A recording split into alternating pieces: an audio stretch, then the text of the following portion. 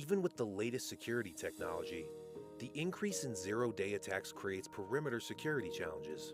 Ransomware can cripple entire infrastructures, resulting in weeks of downtime, significant financial loss, and exposure to extortion and sensitive data leaks that could harm your brand's reputation.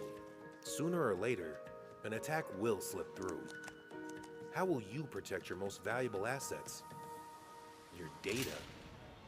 Introducing Bullwall Ransomware Containment. Bullwall contains an active ransomware attack in seconds. It stops data encryption and exfiltration. Bullwall uses 28 sensors and machine learning to monitor file activity and identify abnormal events. When Bullwall detects malicious encryption, it stops the active attack within seconds, quarantines the infected user and device, and protects your critical IT infrastructure and data on premises and in the cloud.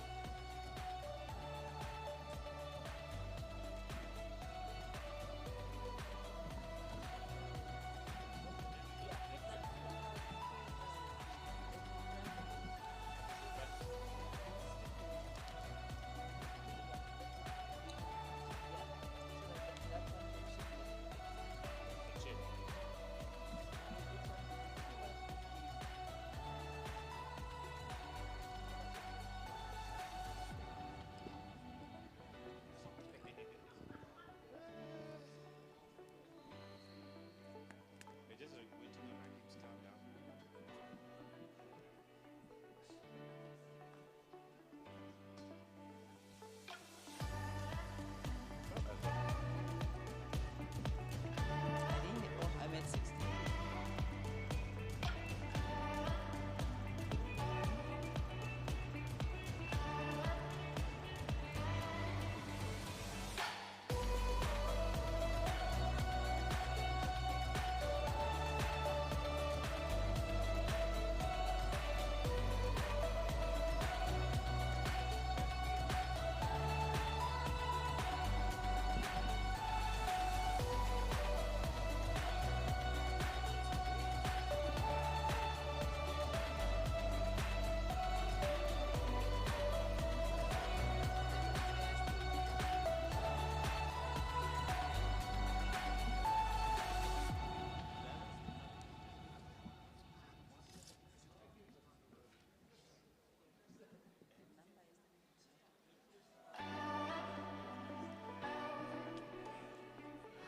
Welcome back, ladies and gentlemen. We are still coming to you live from Windhoek, Namibia, here at the Makio Hotel as we host the 8th National ICT Summit. And we are still your hosts, Shaki Kanjimi. And my name is Asteria Nangulanjenja. And we're going to take you through the remaining part of our program for day 2 of the 8th National ICT Summit. Thank you so much for joining us, for those ones joining us virtually, and for our present and capable participants. Please give yourselves a round of applause for being here. I hope we do not fall into a food coma. Let's all be awake. Adapt or die. Very well.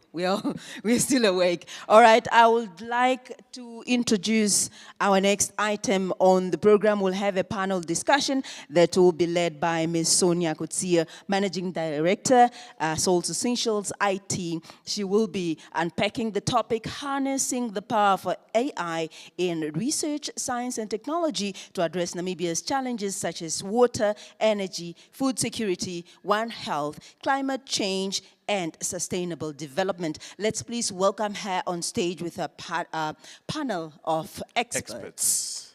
Let's give them a round of applause as they make their way to the stage.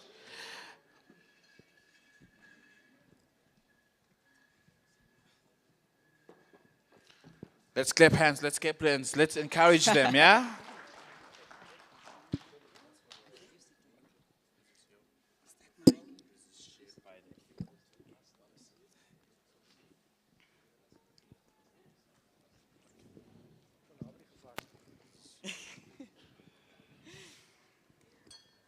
Thank you very much.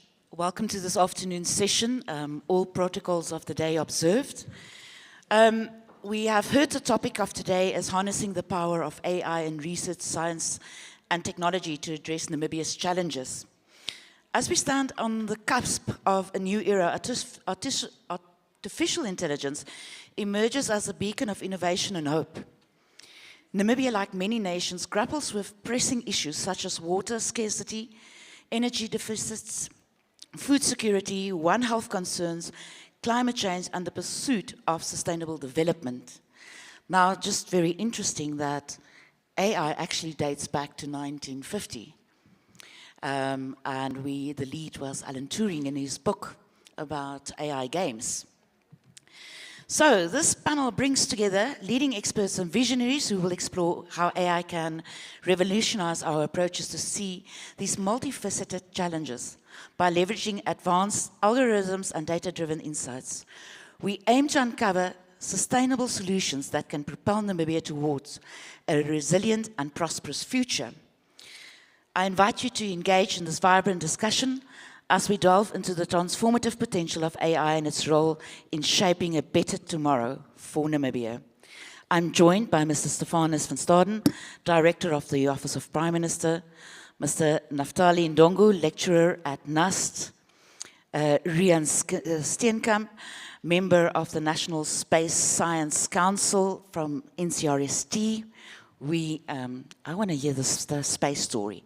Maybe if we incorporate AI, then the predictions of what's going to happen in my astrology thingy they put in the newspaper that tells you what's going to happen next week, Wednesday, will be a little bit more accurate. And Mr. Anton Limbo, the Program Coordinator at University of Namibia. Good afternoon, gentlemen. I'm glad to be the flower among the fawns here today. Fani, I'm going to kick off with you. We're talking about leveraging AI for water management. Is your mic on? Good. How can AI technologies be integrated into Namibia's water management system to enhance water security and mitigate water scarcity issues? Okay, thank you for the question. I think, first of all, we just need to look at what is water management. So what does it focus on? So primarily, the main aim would be to provide quality water and adequate of it to those who need it.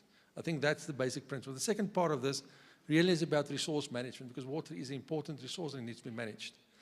The next part would be to look at the risk parts. And these are primarily related to drought, floods, for instance, and then quite obviously climate change. So if we look at those key elements, the aims, AI has a very important role to play in those. So let's first of all just unpack this a little bit.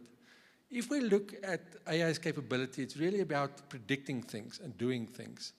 So if we look in the prediction sphere, one part that it can do is actually predict droughts. So by accumulating weather type information, it can actually analyze those and then make a prediction of whether there will be another drought. And quite often this is important for decision making. Another part which is important for Namibia is the maintenance of infrastructure. So if AI could be used to predict faults in our water supply system, we could ensure accessibility of that supply. So and this could be done through sensor systems, for instance, which is connected to telemetry systems, and which in turn uses AI to identify these things early. And then related to this, which is another issue, especially in Windhoek, water leakages, which is, I think we've all experienced this a lot in Windhoek. So AI could play a critical role here in looking at these issues, where the leakages are occurring, when are they occurring, and why are they occurring. So it could play an important role to help us to do preventative maintenance in terms of leakages, but also to reduce the loss of water, which is quite important. And then also related to this, the AI has this wonderful capability to provide immediate decisions. Okay, so which is very important for decision makers at a point in time to make. Let's say there's a flood on its way. It will allow through sensor system to immediately look at what's happening, and then to take corrective action. So it really provides a wonderful support platform for all of these. And then we've got our friend ChatGPT. So any Copilot. chatbots, so chatbots could be used as a means for the public in general to get more information about how to preserve this scarce resource. So it could really be used in terms of marketing, but also to help those who are working in the water sector. We must remember, water is not just about one entity. We've got the bulk water suppliers, and then we've got towns like Windhoek, who are our smaller suppliers, which taps from the main, but also who are also prominent suppliers from water holes and so on. So really, they all form, part of a bigger ecosystem. So ChatGPT really, in terms of the analytic and predictive capabilities, can really help this. But then also in terms of automation of water systems. For instance, a key issue is to make certain that delivery happens. So really to assess where water is needed and when it's needed could be a critical function of an AI solution. Especially in this time where dams are running low on water and we have got borders where some are under, have no water and some have water. So AI could help you to sort that and create some sort of middle ground between that. And then ultimately, it can help decision makers to plan for the future. And I think this is critical. If any one of you type into your ChatGPT, your Copilot, just ask them for a water management plan. There are wonderful plans out there. So there's no need for us to really go and rethink it, but just to review it and to see how it will be implemented in our environment. So it really gets the knowledge from areas where we would not have had the capability to get that knowledge. And I think, just to close off here, however, there are two critical issues here. The one issue is around ethics, and I think it was spoken about this morning, and the other one is the practical implementation of AI into our current environment. Where we still live in a very analog environment, how would we transition water management systems into a digital environment which is AI-enabled? I think this is the biggest question. I think I must agree. Thank you very much, Mr. van Staden. I appreciate the inputs. I am going to jump to Naftali Ndongu. Naftali, we have a really nice hot topic. And it's been coming a while. Again, various of these topics have been discussed over many years, over and over again. And the topic that we're talking about now is renewable energy solutions. And if we take it at some stage, solar was all the rage. Everybody had to go solar. And then it was windmills, and it was all the rage. And now we're talking green hydrogen. And the question is, when we look at AI in renewable energy, in what ways can AI enhance the efficiency and deployment of renewable energy sources in Namibia? Right, thank you for the question. Looking at the renewable energy, so if you think about it, green hydrogen, actually, when it came, it was quite a hot topic. Now, when green hydrogen came, now we are actually talking about AI. And one thing I'm actually excited about, there was quite a Namibia Green Hydrogen Summit just a few days ago. And there was quite a lot of discussion around AI, how we can use AI in that space. And that actually excites me. So getting back to your question, AI has quite a lot of use in that space. For example, we are actually talking about developing our green hydrogen power station, developing our wind power station, for example. So we can use AI in that sense. One of the use we can use is looking at things like predictive maintenance, for example. If you look at most of our power producing companies, we actually end up failing to produce enough power due to equipment failure, right? But now, if you have a company like NamPower, which utilizes AI to actually predict when the equipments are likely to happen. So every time we produce power, we're actually producing data at the back end. So we can integrate this with IoT devices, for example. Then we can actually look at that data in both past data as well as real-time data. Then we can predict when our equipment is likely to fail. And we can use machine learning algorithms for that, right? And another important aspect is that as we are focusing on, distributing our renewable energy, so we're actually moving toward what is called smart grids, right? So we actually need to come up with the smartest possible ways how we can distribute energy. When do the energy need to be distributed, right? And we look at which area requires more energy at a certain time, for example. So we can actually use data to actually predict which areas actually need more data at a certain time, or which area where we need to reduce that data consumption, then we can actually distribute to other areas that need it the most, right? And AI has actually a major role in that. And another important aspect is that as most of us, we're actually quite technical, and we don't like to do tedious jobs like paperwork, for example, right? Imagine you're working for a renewable energy company, then you are focusing on getting the equipment running and producing the power that needs to feed the nation. Then your boss is asking you to actually write a report of some sort, right? So some of these tasks, we can actually use them, we give it to AI, then we prioritize more on the most important task of producing energy. Then we actually try to also conserve that energy as well, right? Thank you. Thank you so much, Naftali. Now, Rian Steenkamp, I actually have a question for you. But now, having met you and understanding the space science, I'm almost itchy to go that route, but we'll stick to the topic at hand for what was asked. And if Shoki will be so nice and give us a moment, I'd love to hear about AI and space. So we're talking about climate change and sustainable development with AI. Climate change has another topic that has been discussed over and over again, and how we in our daily lives and behavior contribute towards a deterioration of the climate change. This year we had our August winds in July. Apparently they predict some rain for this weekend, which we normally get mid to end October. So the question is, what role can AI play in addressing climate change and promoting sustainable development in Namibia? Well, thank you for the question. It's very interesting. The first thing that we must understand with climate change, we need to understand how it interacts with the physical systems of our atmosphere, the sun's radiation that impinges on our atmosphere, what is retained. We have to look at the amount of carbon dioxide in our atmosphere, which is have a very high heat capacity, which means it captures heat. But it's not the only one. There's also methane and other gases that has the same effect. It's a little bit unclear what the coupling is between these type of gases and then the water vapor in our atmosphere. But the point is, you cannot just pump tons and tons of carbon dioxide into the atmosphere and not thinking that it will have no effect.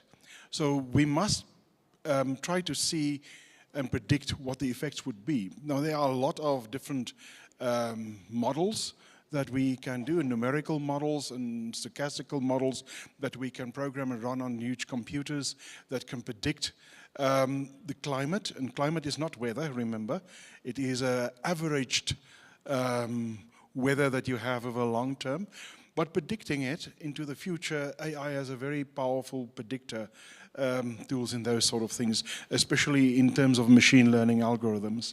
And then, of course, lots of data is being gathered all around the world, weather data, climate data, and how to correlate these things and see patterns on it. Well, AI is very good to do that. It's better in testing all sorts of different type of possibilities, then we can just look at it and not see anything, while it can pass us through lots of data in these sort of things. What is also important in the sense is, if we want to tweak this, if we want to change things, like for example, we want to change our farming practices, we want to change our power generation practices to let's say, less detrimental things, AI can help us predict what those effects would be, and if it's worthwhile doing it. I am a little bit of a skeptic in some things. I know that some politicians have with things like net zero, and me being a physicist, I say, you can aspire to it, but you will never be able to do it. It's not a reasonable thing, but we can do our best that we can to do that, and AI can help us make those decisions in that aspect. Thank you very much. It is horrifying when we read in the newspapers about Namibian children starving or suffering severe malnutrition. So, Mr. Anton Limbo, for you, my question is on ensuring food security through AI. How can AI be utilized to improve agricultural productivity and ensure food security in Namibia so that our children do not go hungry? Thank you. Is my mic? Oh, okay. Thank you. Thank you very much for the question. It's very interesting because I have a book chapter coming out on that very topic. So with AI, so much can be done in terms of food security and improving food security, especially for Namibia. And like my book chapter is out later on in January next year. But what is interesting is that we can use AI to predict a lot of things, such as the yields that we can get from our crops, how much water we need for us to basically be able to raise these crops. Some researchers even argue you can actually use AI to predict the growth of your crops, so that you'll be able to basically be able to gauge how far they will be grown along the year. Then you can also plan based on resources such as water, which is a scarce resource, based around on that growth. But yeah, in terms of reducing hunger, again, it goes back to prediction. So we can go back to the data and look at the data, in terms of consumption data, how much people consuming in a specific region, in a specific town. Then based on that, it can also help us plan to say, for example, if drought has affected that particular region, how do we alleviate that, or how do we alleviate the effects of that drought? Similarly as well, we could also use AI, in conjunction with other models such as weather. We could basically be able to see if a particular region will be able to produce enough food for that growing season. Then if not, we can basically then be able to plan around that, to say, for example, if Omsati didn't produce enough mahangu, where are we going to get that mahangu for that particular season? So the possibilities are a lot. And if you add other things such as, for example, Internet of Things, then of course you'll be able to do much more prediction. You'll be able to get much more data, such as moisture, humidity, and all that, which can also be able to assist in much more prediction, to say, this is what you need, this is how much water you're going to need for this growing season, this is how much pesticide you're going to need based on data such as for previous data on pest infestations, how much fertilizer you're going to need, etc., etc. So all that moving towards precision agriculture, or more into smart farming. Thank you very much. I'm going to ask everybody another short question, but first, something very passionate is health. And if we look at it, statistics from 2021, 2022, 48% of Namibians suffer multidimensional poverty. And one of these poverties includes health. So, Naftali, how can AI contribute to One Health approach in Namibia, particularly in monitoring and controlling zoonotic diseases? The disease we just have coming up, Mpox. It's scary. It's an old disease coming back. Thank you very much for the question. With that, let's think about when COVID was here, right? So during the time of COVID, remember you always kept being updated about the cases of COVID, Then there were quite a lot of applications that were developed to actually monitor people's movements, or to monitor, which region is more affected, just to collect all this data. And how many people are hospitalized, how many people are actually recovering, and so forth, right? So at that time, we're actually using AI at the back end, because one of the things is we're actually scraping data from external websites, right? So we're already using AI. Now, if you can imagine, we can use that same sort of technology currently, right? We have an Mpox outbreak currently, right? So how do we keep track of that? So we can also use AI in that sense, where we actually keep track of that data. We can figure out, if we have people in a hospital somewhere that actually registered we have Mpox, then how do we quarantine them? How do we consider that data so that it doesn't have to spread any further? Then we can, so one also most important thing, use of AI in health, for example, is it can also be used for early disease diagnostic, right? So when you go to the hospital, what you're actually giving is data. You are registering yourself about, your temperature, your symptoms. We can actually develop AI systems that are capable to predict that given on these symptoms, you are likely to have this disease.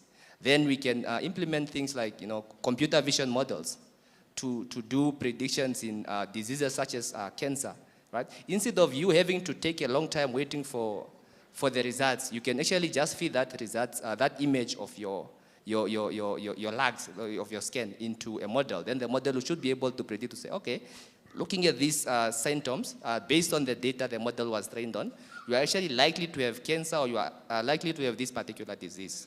So AI has quite a lot of use in that space. And I always like to say that, for example, if you look at our public hospital, we actually get frustrated when we go to the public hospitals. You actually go there feeling sick and you are just going to get worse, because the process that you are going through is quite a lot, from just the paperwork, right? So imagine now if we can implement things like ChatGPT. Is actually a large language model. So we can implement devices that use such large language model to do things like screening. Instead of actually you having to wait for a nurse to attend to you, you can actually be screened by a device that is set up to look at your temperature, look at your blood pressure and all that, right? Just to fast track the process. And also in that sense, we are actually not replacing the nurse job, but we're actually making the nurse job as easy as possible. So I believe if we all come together and contribute in that space, we'll actually come up with the best solution in some of those space. Thank you. Thank you very much. Fanny, back to you. I know that you're involved with a drought commission. How can AI play a role to make your work easier, to be more proactive rather than reactive when we talk about drought? I mean, we live in an arid country. We have beautiful dunes. We've got miles and miles of them. But then again, we also have the beautiful savannas in the north. How can we use AI in this particular activity that you're currently involved with drought? Okay, well, I must say, look, drought is one of the, is a disaster, but it's also a risk. Okay, so which happens annually, but it also depends on the rainfall patterns. So that's a connection to other factors as well. So I think the most important, which we're trying to do now, is to gather as much information as we can from all the different sectors, to build the data set required, and then to apply machine learning model to this, with the whole idea to start to create an environment where we actually can see and predict these eventualities. The biggest challenge we have now is that we were not certain to the extent of the effect of drought in Namibia. So the only way to have done this was to physically go to the places. So I've traveled around the country to Okatana and all the way back just to have a look. Okay, many of my colleagues. So if we had the data available, as well as the current weather pattern information, it could have helped us to predict and already made provision for this. So early warning systems play a vital role in this. So the understanding of my office in disaster and risk management is really to set up a center where we have these early warning systems, which has sensors, Internet of Things, for instance, devices, which can actually monitor many of these environmental factors. And combining that with other information around weather patterns and historical information. So it's really to alert us beforehand, so we can make budgetary provision, stock the warehouses with food, and also make, transport, all the other logistical things available for this. So I think that is really where we're aiming to go to. First, gather data, put in place all the other elements, and then really to get a team to actually understand what they're seeing and what to do with it. Thank you. Thank you so much. Anton, coming back to you. I'm still stuck on agriculture.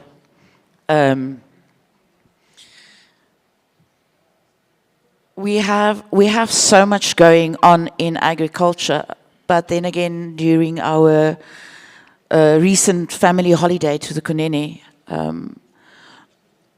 we saw animals that were dying next to the road. and families and villages suffering because of that, because they're not even self-sustaining. Again, how can AI make a difference on a smaller molecular? Because when we talk agriculture, we talk big food, feed everybody, export, make money of it, all those kind of things. But when we talk about the really affected people in Namibia that we see when we visit the south, the west, the east, the north, how can we use AI to bring it closer to the individual Namibian to avoid what they're currently experiencing? Thank you for the question. Yes, so I think we have to first start looking at our problems, because most times we take an approach where we want to apply an existing solution which was not developed based on our problem to our problems. And I think this is one of the biggest problems that we face, and it's it's what leads to where we are today. So for starters, what we could do is we could bring it at close to the people. Say, for example, at a region level, where we could say how many people are within a constituency, how many animals are within that constituency, how much water is within that constituency. So based on that, we can see the weather patterns. If it's going to be very hot from August to November, how is that going to affect evaporation-wise on the current existing sources such as dams and wells and stuff like that? So then, based on this data, we could then be able to predict. Say, for example, if we have 30% water levels in the dam, we could be able to predict that this is only going to sustain so amounts of goats, so amounts of sheep, so amounts of cows, etc., etc. Then in that way, we can also encourage the farmers to offset some of their livestock, to say, in the coming spring season, you'll not be able to sustain 100 heads of cattle. Offset some so that you can at least remain with a sustainable number. Then the same could also expand as far as the Ministry of Wildlife. So say, for example, if you have 1,000 elephants, maybe reduce them to 500. You can maybe take them to another park or something like that, because then we will not be able to sustain it in the long run. And I think taking that approach where we could use AI to predict this based on the previous data, we'll be standing in a situation where we'll be much more proactive than reacting to when the situation comes. And we might find ourselves in the situation like we are facing now, but it will at least be prepared for it, because we can at least say, okay, we have this amount of resources which can sustain this amount of people, this amount of wildlife, and so on. Thank you very much. Ria Newton. Space is this beautiful place out there, and on a good night around a campfire, you can see all the stars and the constellations, and it's a beautiful experience. But there's a lot more to space, and particularly in space science. And obviously there's data that is gathered in that environment that probably impacts our daily lives that we're just not aware of.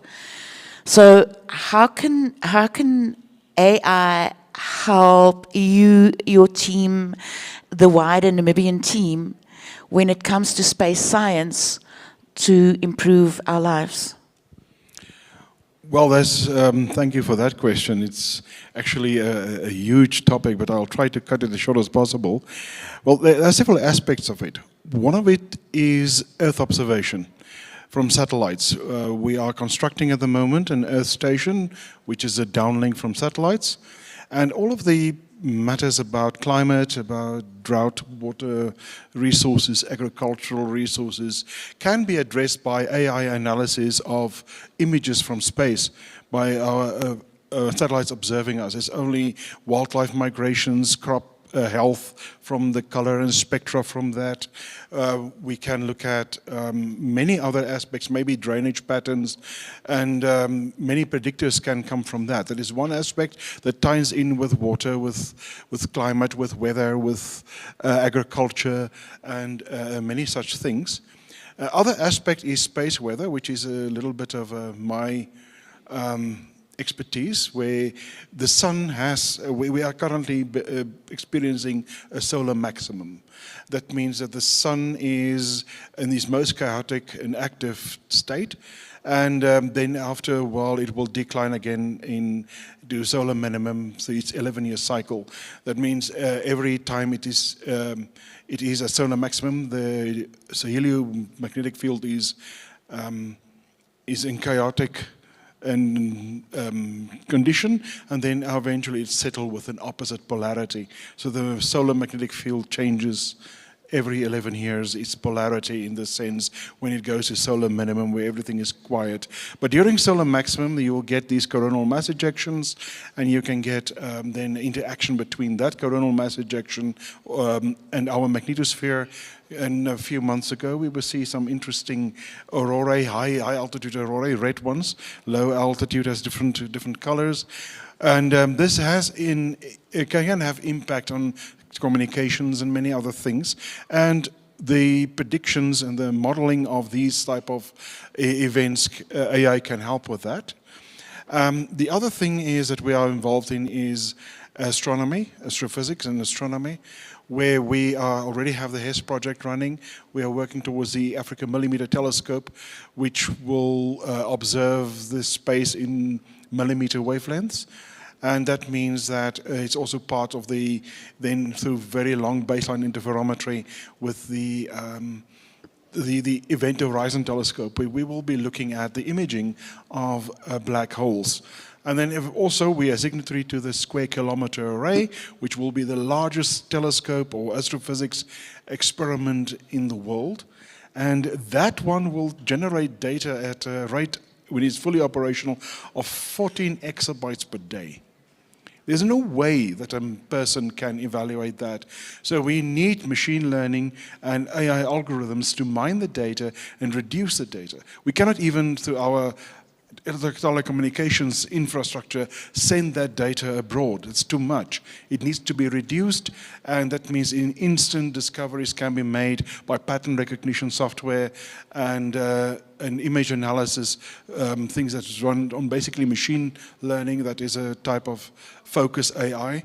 And of course, broad AI, like large language models, can be done by correlating all of the data that we have produced all over the world, the astronomy, and in these experiments, you can just ask, I'm writing a paper on this, all the data that we have with a focus AI model can then bring all the data together. You have your references, and everything is just at hand. It will make research much faster, much more, let's say, quicker to produce results. So the rate at which, and not only astronomy, in all fields of science, from recombinant DNA to health to medicine discovery, means that all the research that we are doing can just leap forward at a much greater pace than before. And the more we develop these AI models, the quicker it will become. That it could be that we can, with AI, enter a situation that we will have daily discoveries, rather than discoveries every few weeks, or every few months, or every few years. To think that we went from chariots to oxen cars in the 2,000, 3,000 years, we went from those oxen carts to stealth fighters in 100 years. And this, let's say this distance will become shorter and shorter and shorter, and then basically it will help us in so many ways. So like I've explained before, many of our image analysis methods that we developed in astronomy to reduce astronomical data is the same algorithms that is running in your nuclear magnetic resonance scanners, your tomography scanners in medicine. And there's so much scope for AI, and we are looking at towards a very exciting future. Fantastic. Thank you very much. Very excited about it. We are going to skip the round of questions from the audience. For time's sake, the program is running a bit over. So as our panel discussion concludes, it's evident that harnessing the power of AI in research, science, and technology holds transformative potential in Namibia. By leveraging AI, we can address critical challenges such as water scarcity, energy needs, food security, One Health, climate change, and sustainable development.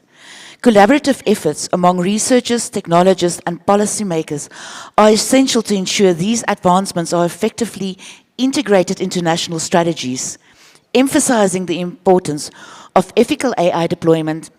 Capacity building and local innovation will be pivotal in achieving sustainable solutions. As we move forward, let us commit to champion an environment that encourages innovation, inclusivity, and resilience, ensuring that AI becomes a driving force for positive change across Namibia's diverse sectors. Together, we can harness AI's potential to build more sustainable and prosperous future for all Namibians. Gentlemen, thank you very much for joining me.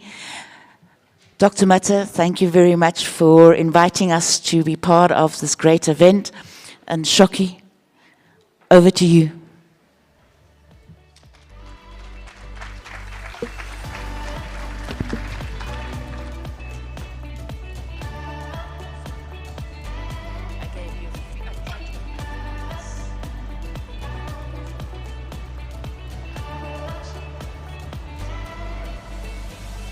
All right, before our esteemed panelists just go off stage, we're going to take a photo before they go and also give over some few goodies. Maybe I can come to this end and then we can, yes. There we go. All right. Ah, okay.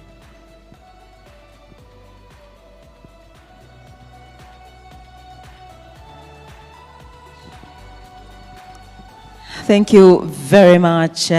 Just some goodies there for them before we go. Yes, we will give them to you right away. Right away, right away, right away, right away. Live and direct. Okay. There we go. Yeah.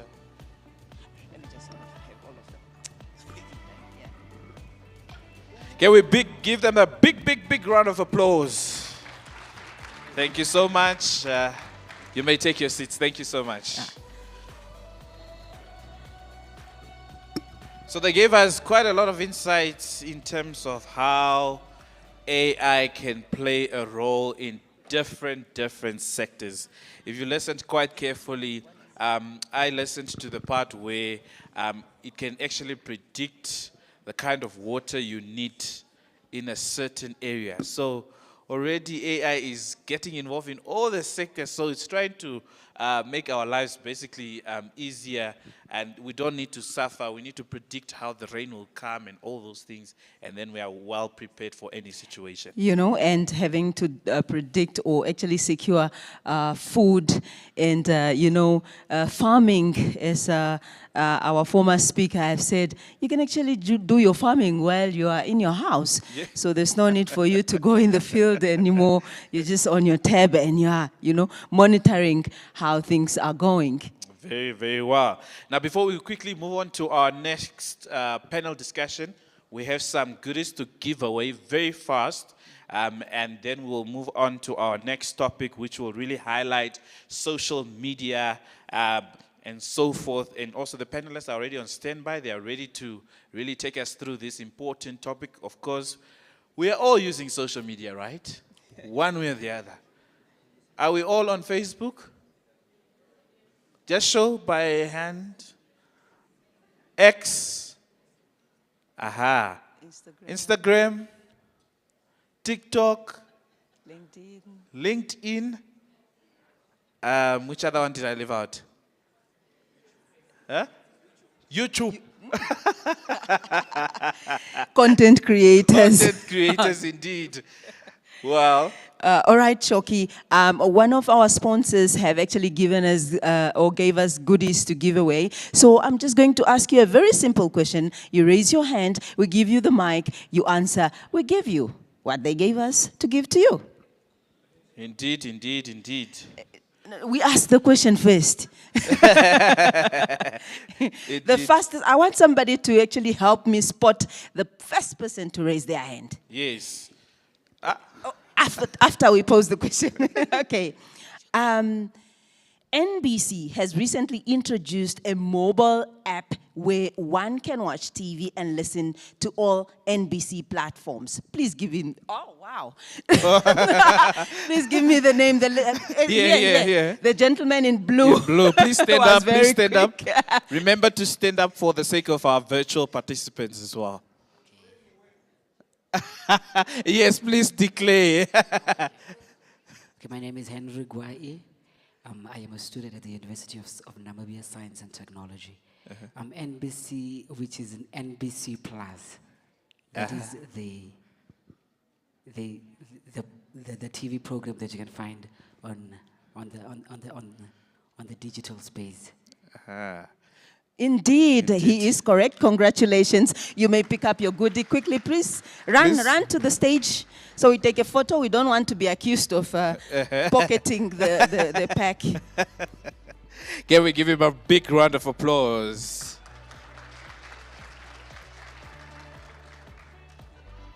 There you have it. There you have it.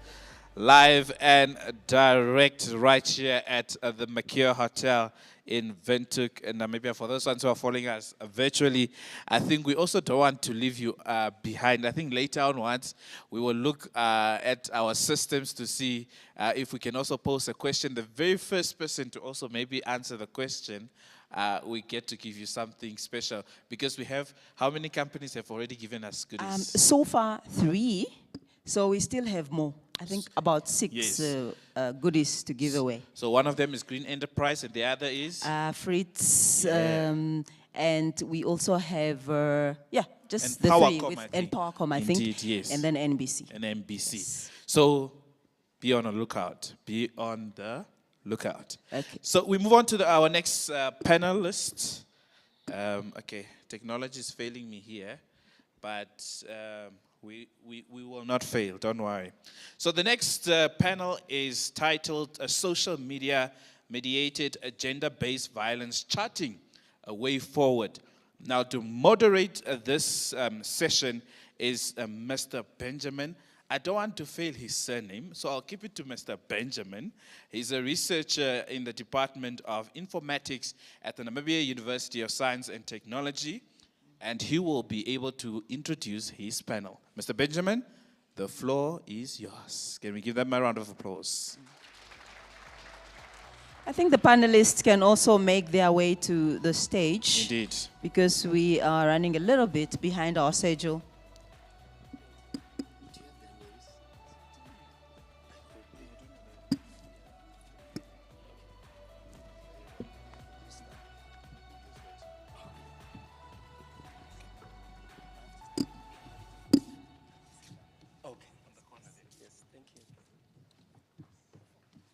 Good afternoon, everybody. Good afternoon, everybody. Let's not blame lunch for this now. So I'm excited to be here because, at least for the first time, how many of you have been bamboozled by the AI things? AI everything, and I'm overwhelmed. So now there's something we can relate with. How many persons here use social media? Any form, or your relatives? Let's see. Okay, we have a room full of social media enthusiasts and users. So I'm just going to beg the indulgence of my panelists. As has been said, my name is Benjamin Akimoeje, and I have the singular honor to have these amazing individuals here to discuss our topic, which is social media mediated gender-based violence, charting a way forward. And to commence that, I'll just have my panelists quickly introduce themselves, and then we'll tell you what this session is all about. Please, ma'am. Is it on? Okay, it's always on. I'm Irene Clarus, and I work for a civil society organization called Young Feminist Movement, YFM, of Namibia.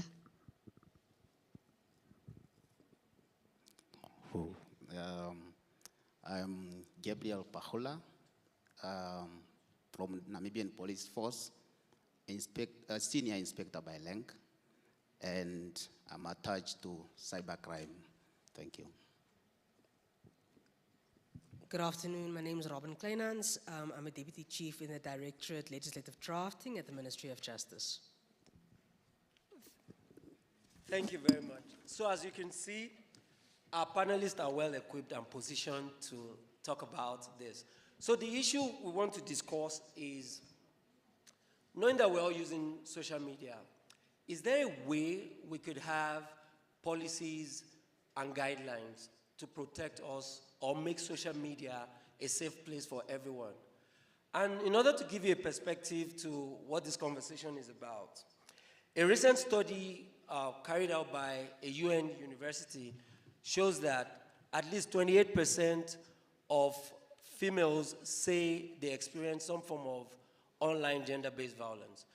Permit me to use the female gender because they are more expressive. This is not stereotype. Men don't give us their data, so that's why we're struggling. So, and I don't want to come here and state data that has no basis. So I'll use the ones that they found. So 36% of women also said they've experienced some form of online violence. And then Planned Health carried out a 32-nation study and showed that 58% of adolescent girls said they've experienced some form of online harassment.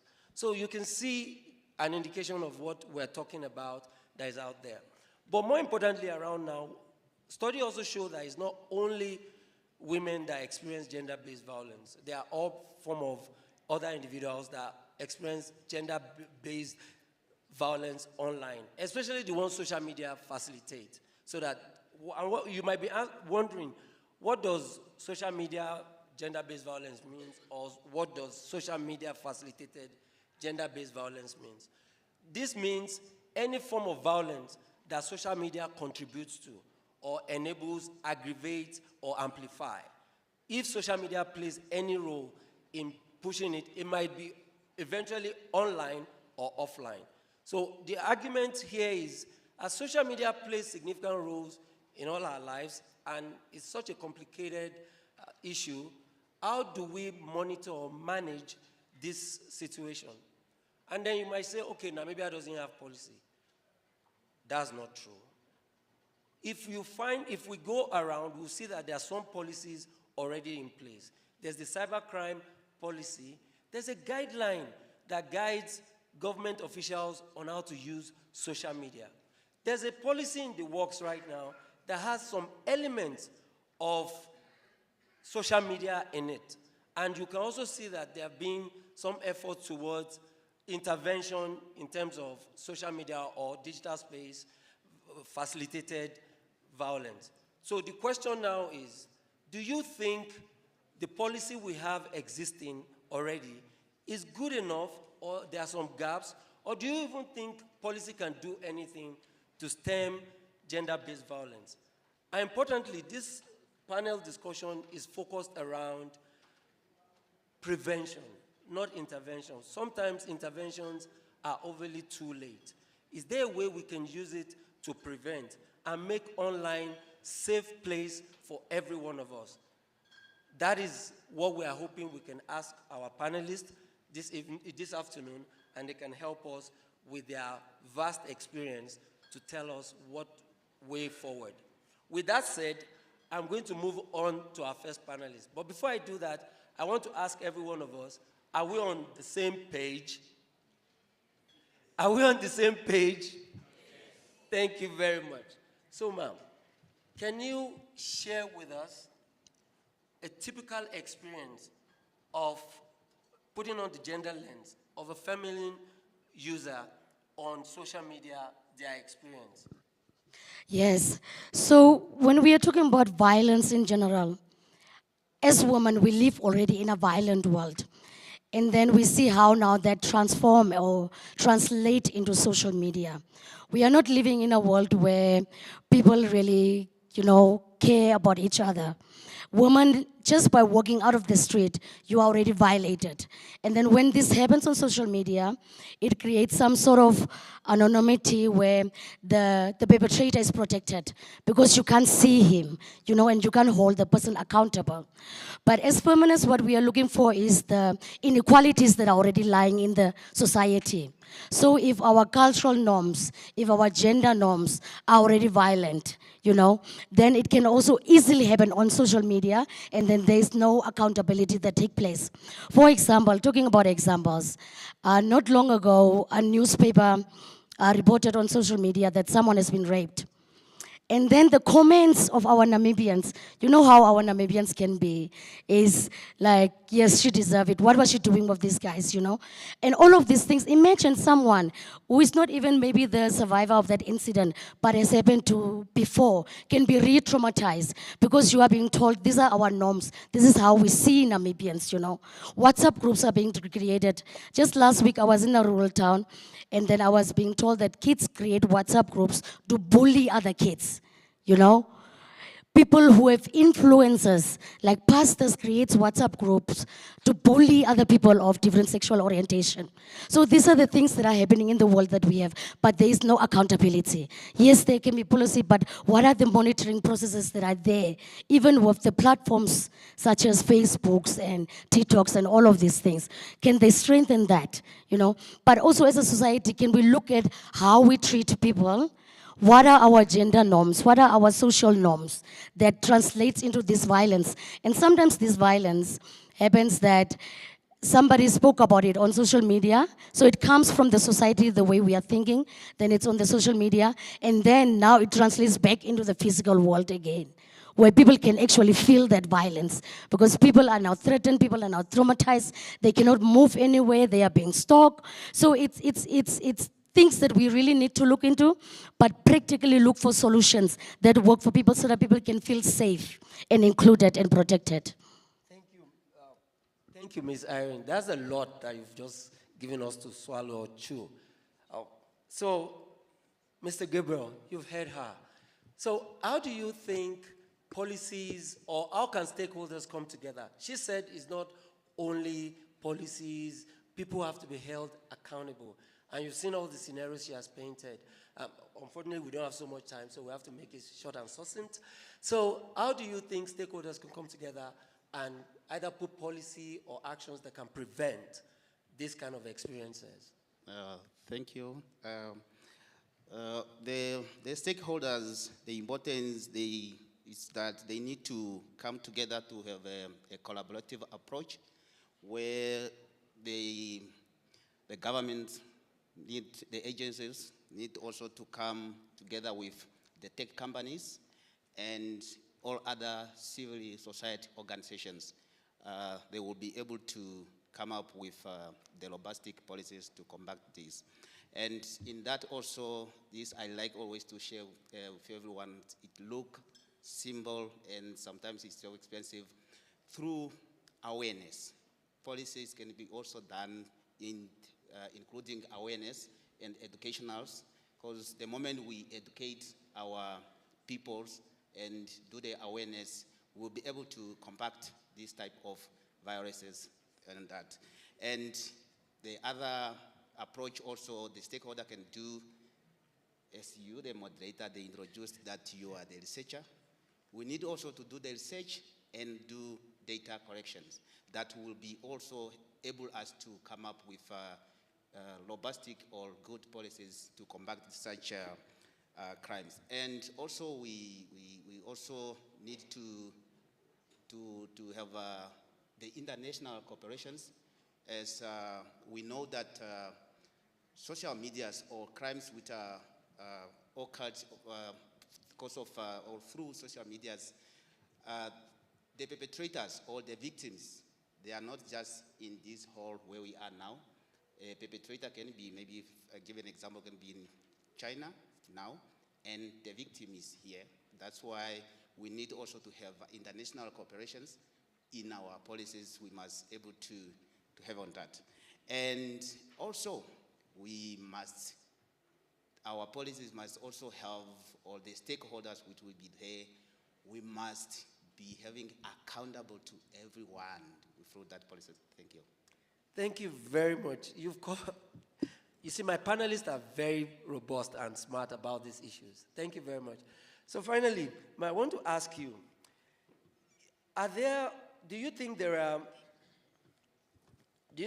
are existing laws that are good enough to give us safe places online? Do you think so?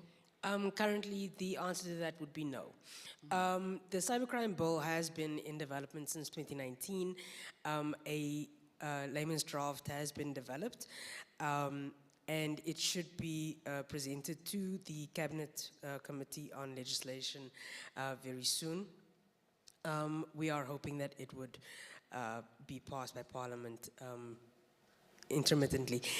That bill does criminalize actions such as cyberbullying, online harassment, child's sex abuse material, and many others. But what people need to remember is that a lot of the online GBV instances already are criminalized offline. And the reason why there is such a proliferation of it happening on online spaces is because often it is not taken seriously offline in the real world. If the perception is there that the offline iteration are brushed off and not taken seriously, then no one is going to take the online iteration seriously.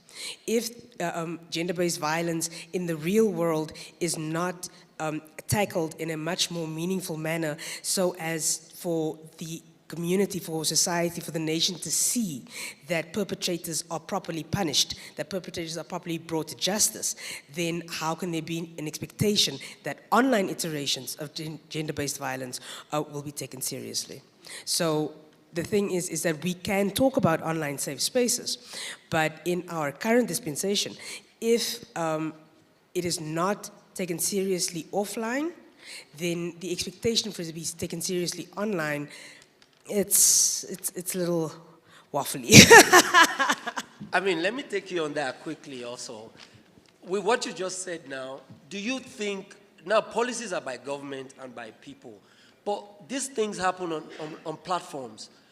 What do you see as the role of platform providers in perpetration, I mean, especially in prevention of these issues? Well, that's one of the big issues with regards to most of these, the most popular social media platforms, is that our jurisdiction is not their jurisdiction. X is based in the US, Facebook is based in the US, TikTok is based in China, right? So that is where we come back to what Mr. Pahula mentioned with regards to international cooperation, with regards to international agreements, memorandums of understanding, so that you can hold these platforms accountable for these instances when they occur on their platform, but to your citizenry. Yeah. So basically we're helpless with them, or we can only use international corporations to see if we can explore that. International cooperation, international agreements will be our most powerful methodology. Okay. The Cybercrime Convention has been debated how long now? Like 3 years? And it will be adopted within the next month. Yeah, in this September session of the UN General Assembly. And that will go a long way towards assisting to have these social media platforms held accountable. Because they do have, content moderators that work for them.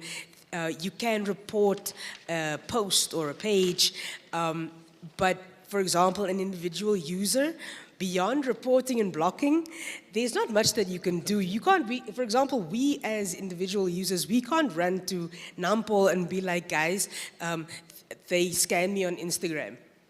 Okay, so what now? that brings us to Mr. Gabriel. So Mr. Gabriel, what are the things we could do to have, I mean, with what you just said, that's a good pitching point to you. like, how have you been handling social media facilitated GBV so far?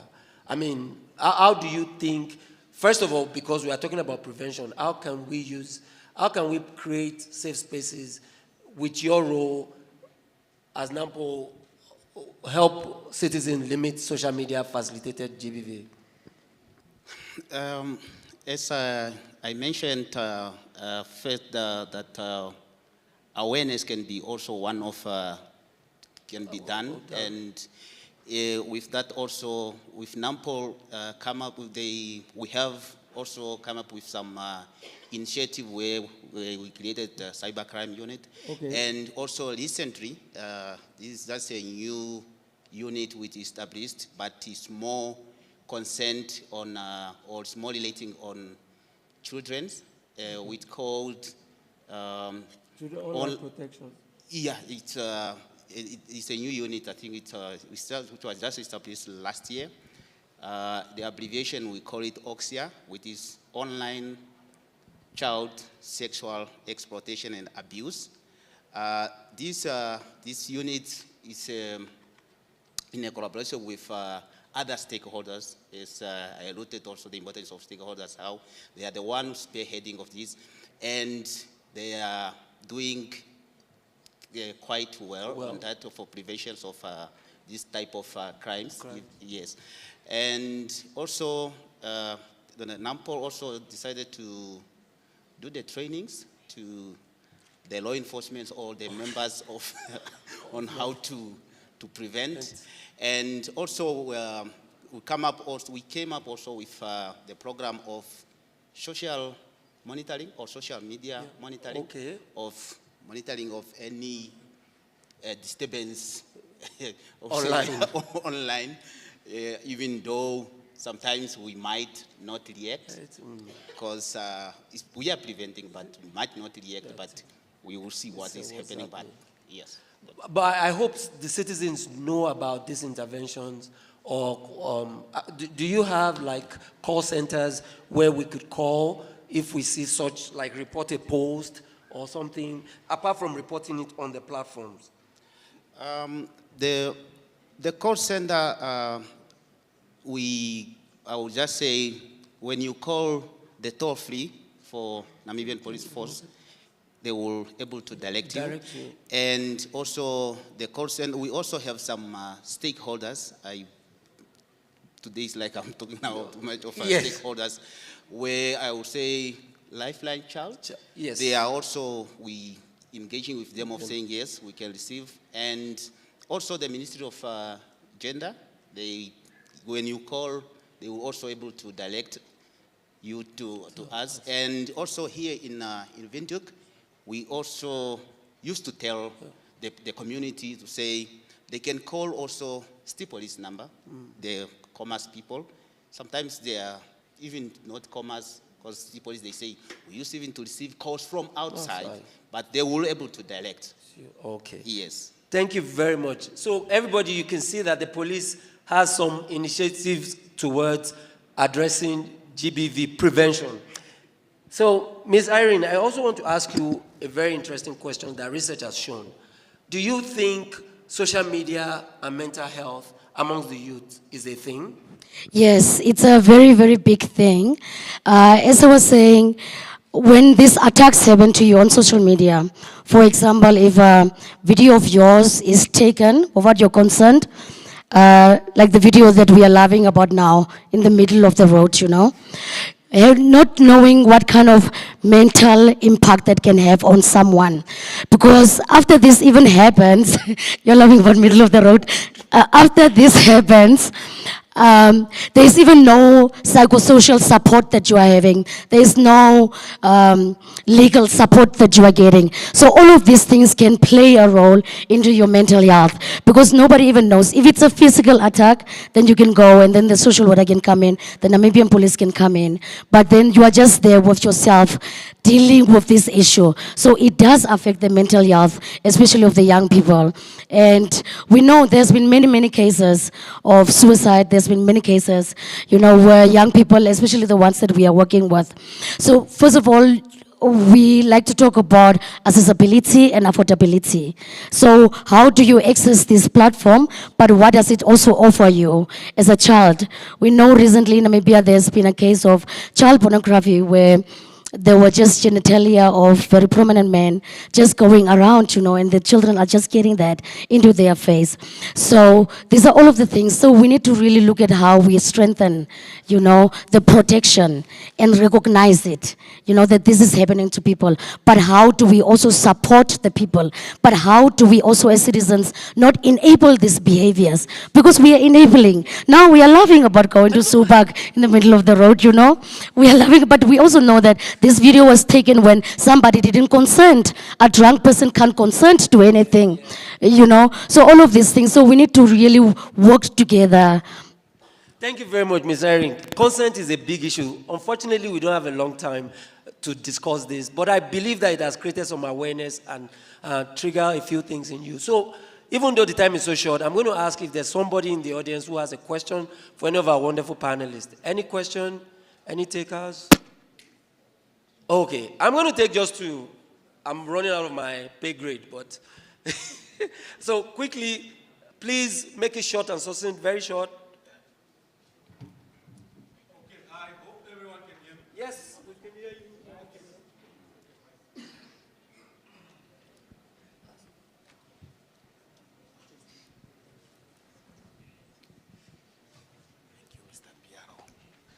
Thank you very much for the question. My name is Ferdinand. I'm a private investigator and also a security researcher.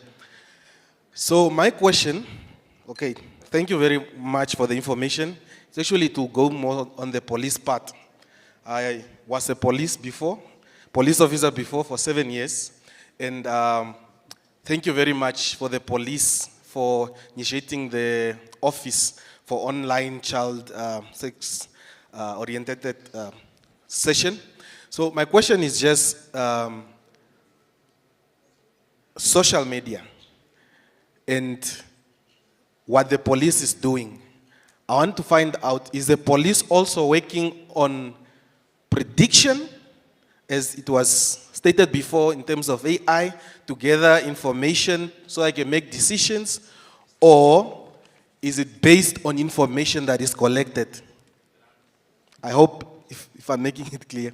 And also, to Miss, I didn't get your name, if the cybercrime bill is still yet not signed.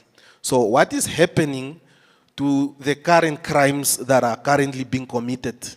On what basis are the court processes in terms of court and all that, on which acts are those crimes being judged on, or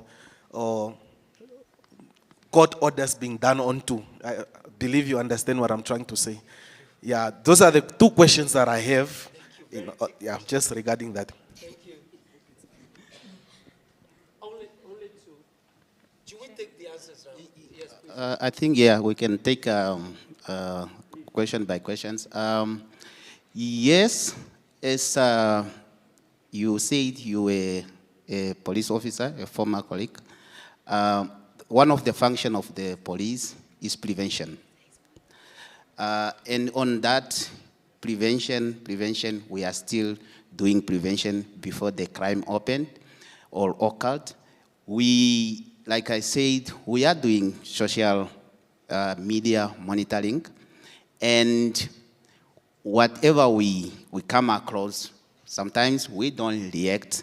Where we need to react, we react and we approach this or the individual regarding of what is happening, just to offer the support which we need, from even psycho support, because we have to arrange on the stakeholders which need to be there. But the point is that, yes, we are doing prevention through social media monitoring. We do detect. And on that detect also, we do disruptions depending on our capability. Thank you. Thank you so much. Very good question. The thing is, as I mentioned earlier, that a lot of the crimes that we will be criminalizing the online iterations of in the cybercrime bill do have their offline counterparts. So, for example, we do have the Domestic Violence Act to deal with the real-world instances of GBV. We do have the Rape Act that deals with real-life instances of GBV. In addition, we have the common law offenses of stalking, of harassment. So it very much also just means that if these things are happening online, there is an offline way to deal with it. Victims or survivors need to be just aware of the fact that they can complain. They can go and make a case at the police that these matters can be prosecuted. And then prosecutors just need to, you know, put on their big girl panties and their big boy panties and go after it. So I think this is a good place to call it a quit. Okay, I don't have the grace anymore. I'm so sorry.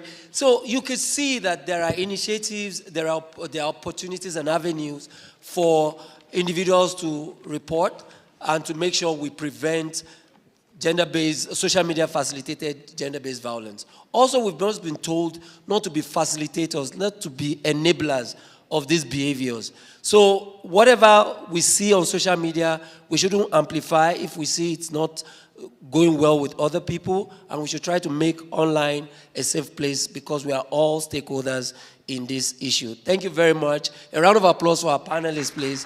Thank you. Thank you so much.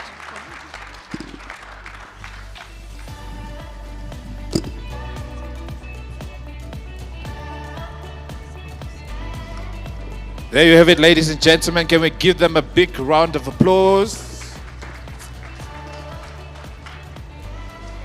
We're just going to hand over some few goodies to them and then take a picture. And then we'll close off this insightful panel discussion that just took place. Very interesting one.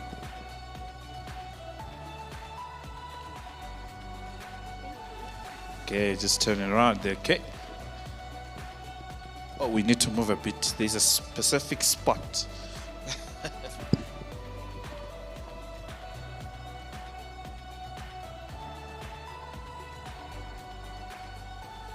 Thank you so much. Thank you so much to our esteemed panelists. Can we give them a big round of applause? Thank you indeed, ladies and gentlemen. Are we still awake? Adapt or die. My director and my ED.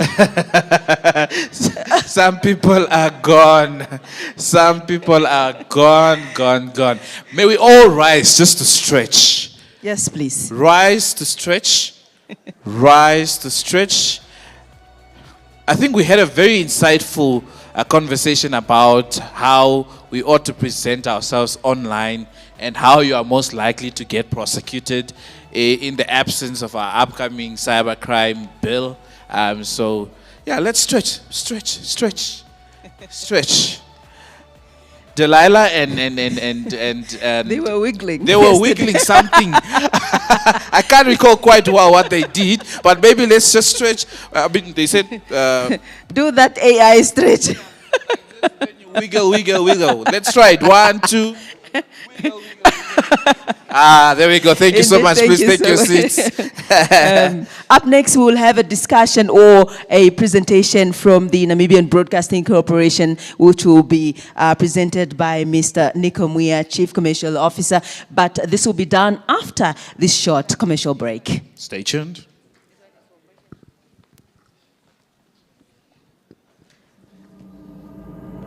An incident has occurred and paramedics are on scene.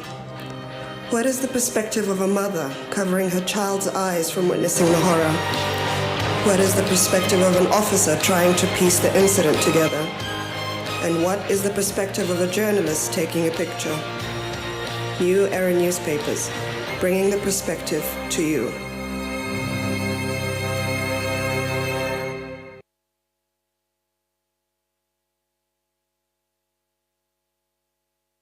Even with the latest security technology, the increase in zero-day attacks creates perimeter security challenges.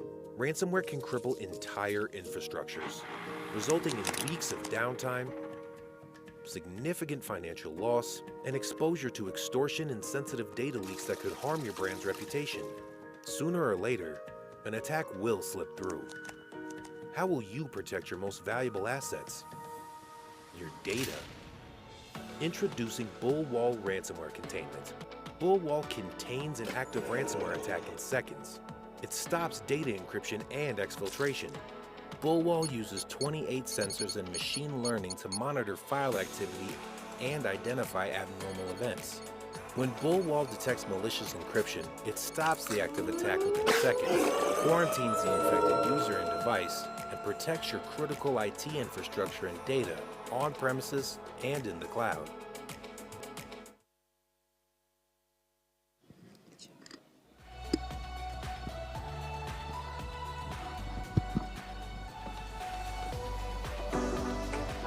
Subscribe to NBC Plus on Google Play Store or via the web browser by typing in www.nbcplus.na on your device. Enter your personal information, including your email address and password, and enjoy watching NBC television and listening to your favorite NBC radio stations. Whether you're at home, at work, or on the move, NBC Plus. It's global. Thank you so much, colleagues. Mr. Nikomwia, Chief Commercial Officer, Namibian Broadcasting Corporation. You may take over the stage, please. Let's clap for him. That's not enough.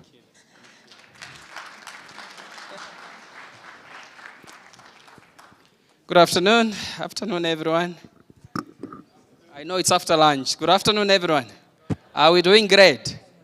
Ah, lovely, lovely. I'm going to take you through a very quick presentation. So last night, I had, I think, 65 slides, if not mistaken. So I decided to condense it because I realized that yesterday I saw the program ED was delayed.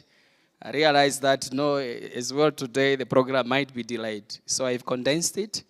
I believe it's going to be quick, catchy.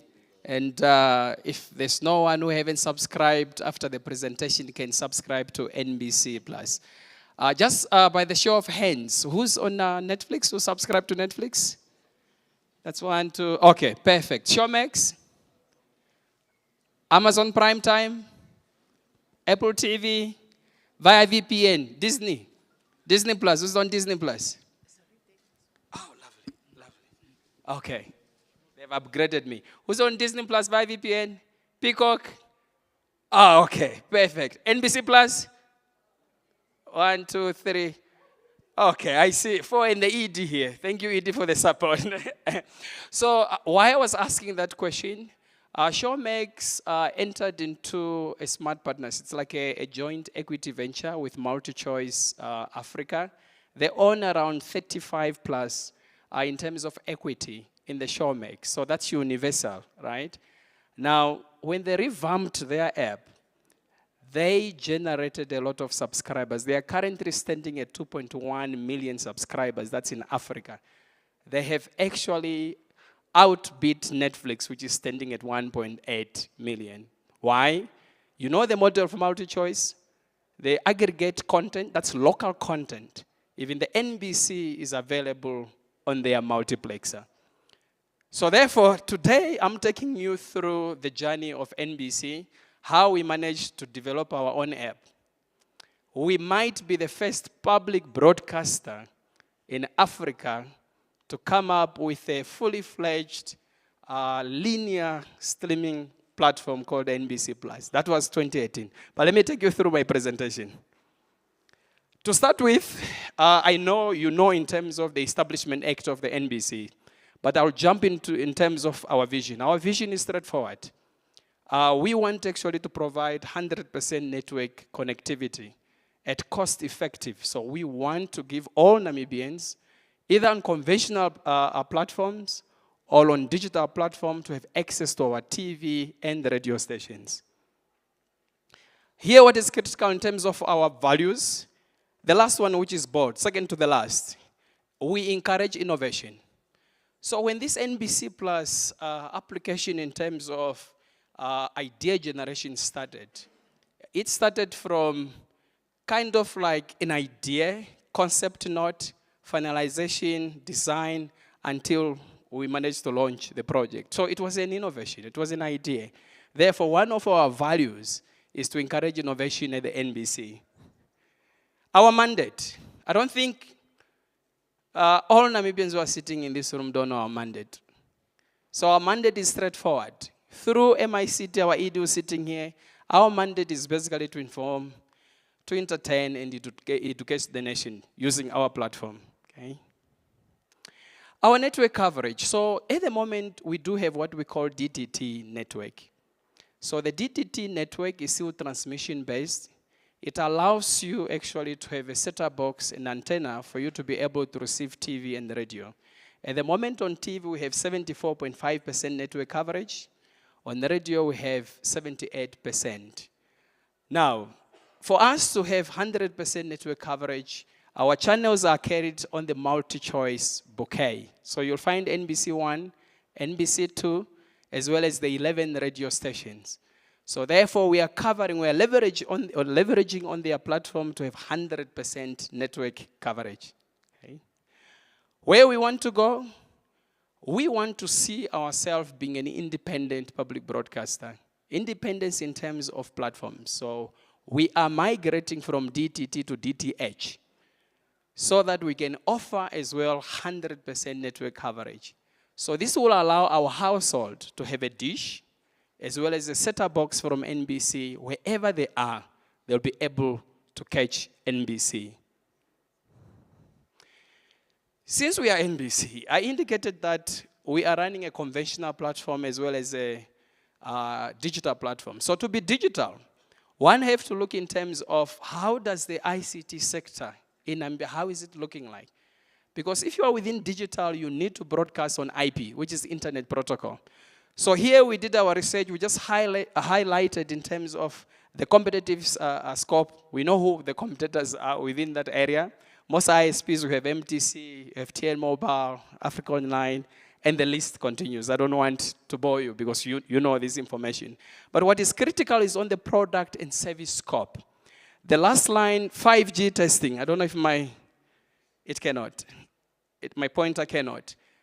5G, MTC have done their testing, I believe it was this year, on 5G. What that means within broadcasting, it means that in terms of latency, there won't be any latency when we are broadcasting HD.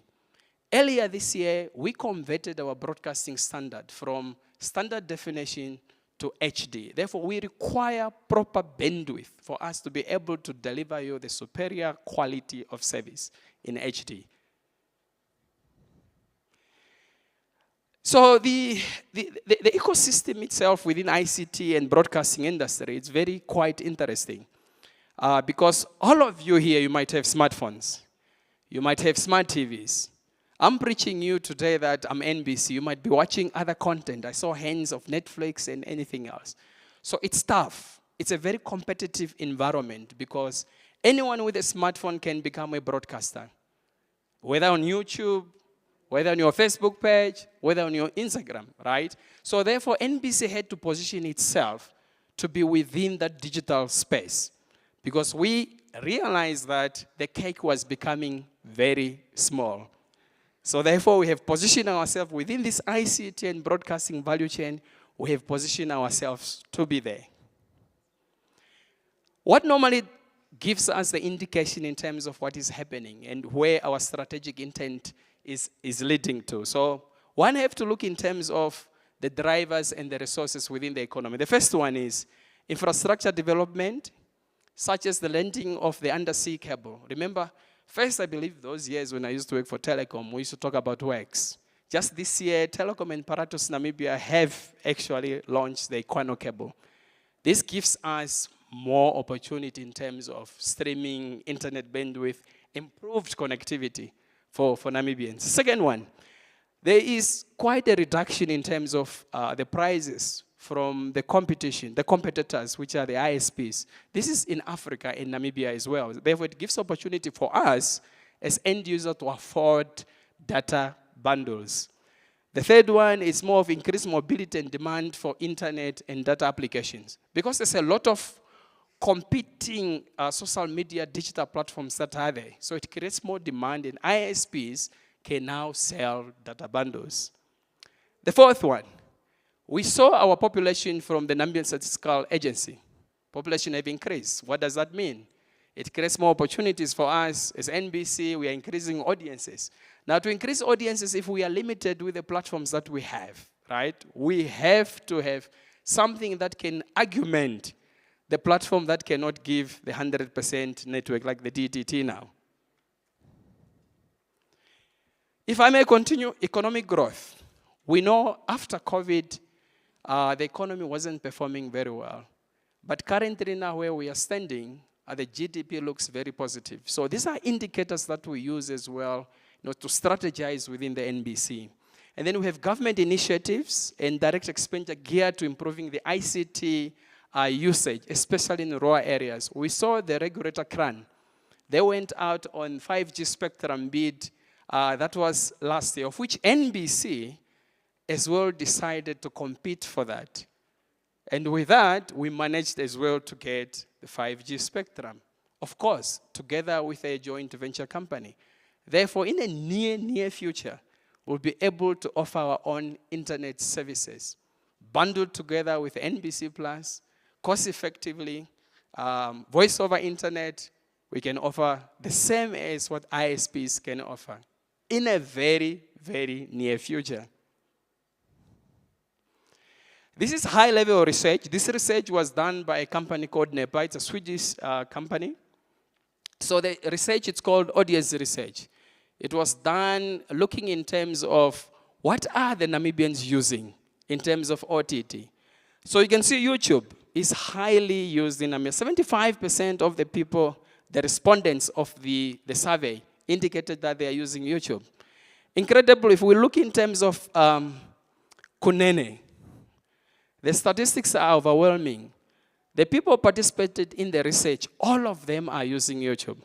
But yours truly, NBC Plus, is number 7, which is a good indication because if there's a penetration rate of at least 7%, which shows that people are using NBC Plus, it's a good indication that NBC is heading into the right direction. The history of NBC Plus. We were given a platform here to launch the NBC Plus. The initial one was 2017 when we spoke about it, what we wanted to do. 2018, at the same platform, we launched the NBC Plus mobile app. So the mobile app, it had, I'll say, a payment gateway linked to it that allows you to subscribe using a credit card and a debit card. Therefore, when we launched it, we had 680 subscribers. For us, it was an achievement because we never expected it.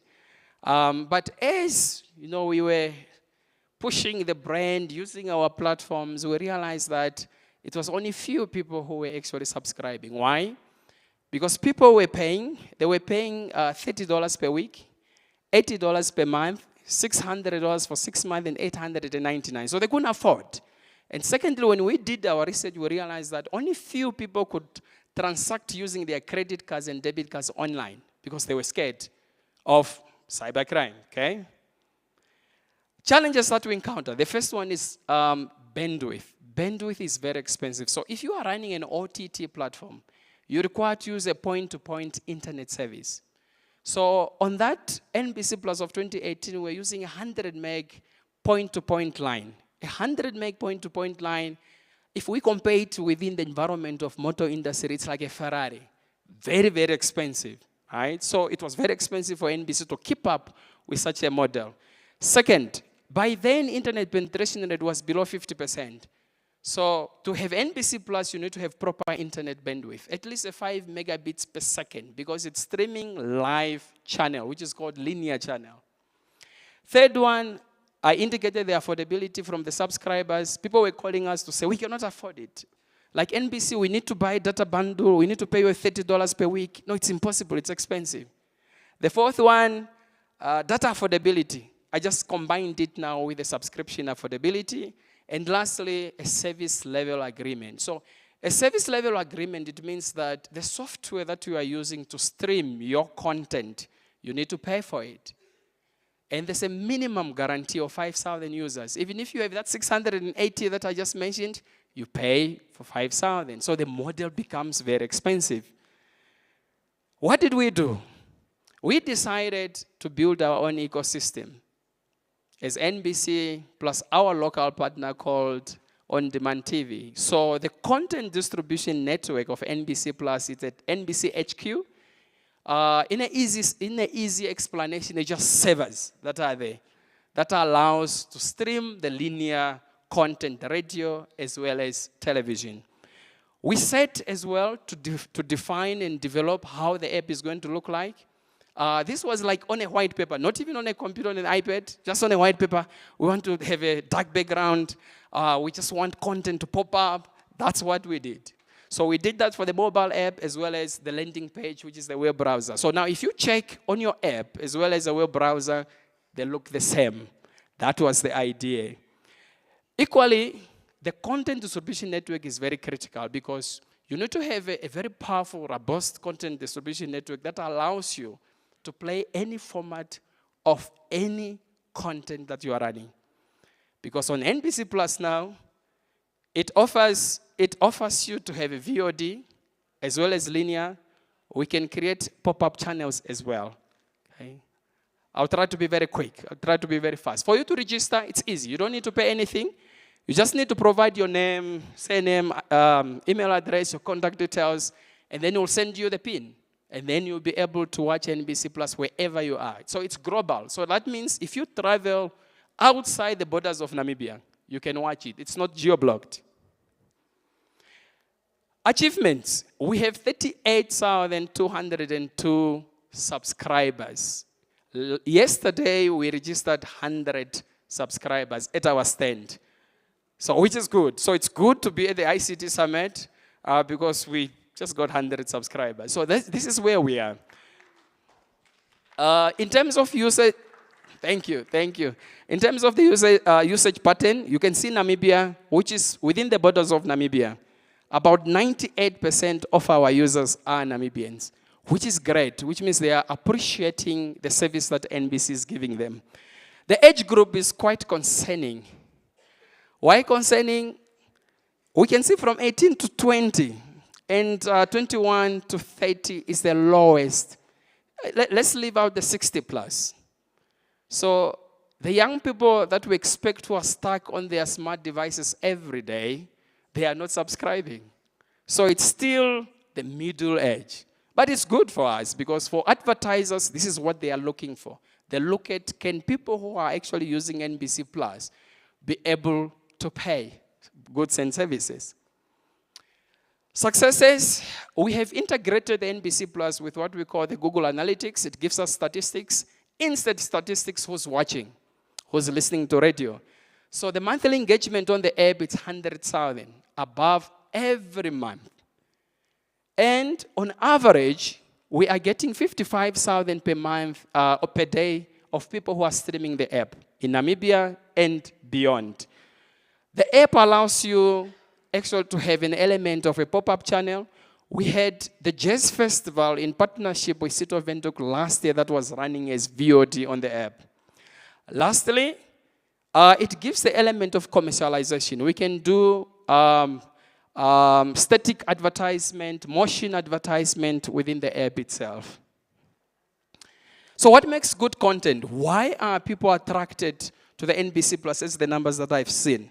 I'll just pick out 2 pointers there. The first one is Miss Namibia. We had Miss Namibia in Ruderis this year, where we had 100,000 viewers on YouTube in 3 days. 45,000 viewers that day, alone within that period on NBC Plus. Due to internet issues, it crashed. Not crashed, it buffered. Because the capacity of people at once streaming, it was just too much in terms of the demand, right? So I'll show you in terms of where we want to go to avoid that in the future. I'll jump now. I know I was told that behind time. I want to talk about the strategy. I'll jump this one. Strategy again, I'll jump this one. Where do we want to go? So I indicated earlier on, the content distribution network is at NBC HQ. It creates problems for us. We have a point-to-point internet line that is going to NBC. It's fiber, point-to-point. It's a 50 meg. So it's indicated that fiber is very expensive. Point-to-point internet. We are moving now to a data center. So we are still talking with ISPs in Namibia who can host us within the data center. What will that mean? We can go on a 100 meg point-to-point line because local bandwidth will be cheaper because we are in a data center. Secondly, NBC Plus is going to be paired to the internet exchange as well. Therefore, local bandwidth is not required on an international bandwidth. I showed you that 98% of subscribers are Namibian. That's local bandwidth. So the cost of bandwidth will shrink and completely go down, right? Now, second one is redundancy. At the moment, we only have one content distribution network. We need to have a redundancy. You saw what Netflix did. I don't know if you know. Please go search on Netflix. I don't have time, right? So they have this mini content distribution across the globe so that their content cannot buffer.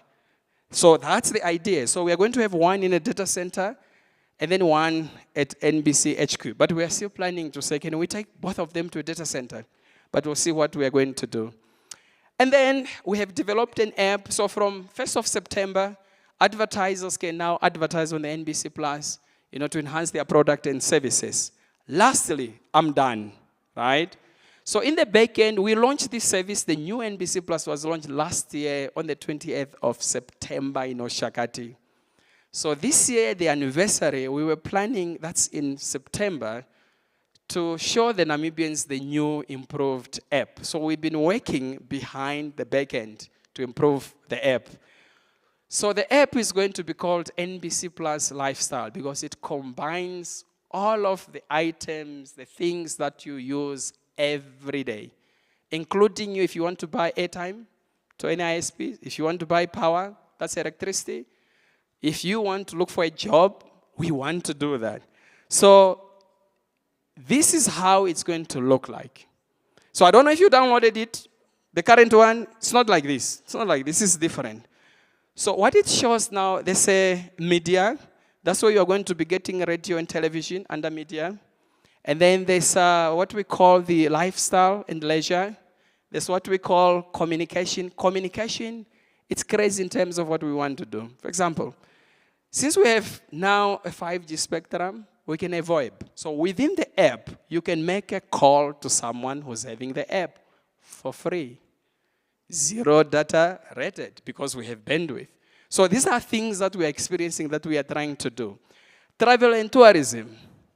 I mentioned jobs. Travel and tourism, your NTB, your Condwana. So we want to talk to these corporates to come on board so that they can actually have their hotels and establishment within the app. The idea is this. As you are listening to radio, you don't need to venture away from the app to go look for whatsoever if you want to go on holiday with your family. We want you to be engaged within the app because engagement is one of our strategic intent, right? And then, this is my last slide. Thank you very much. I don't know if I have a few minutes for questions and answers. Thank you. I'll be directed.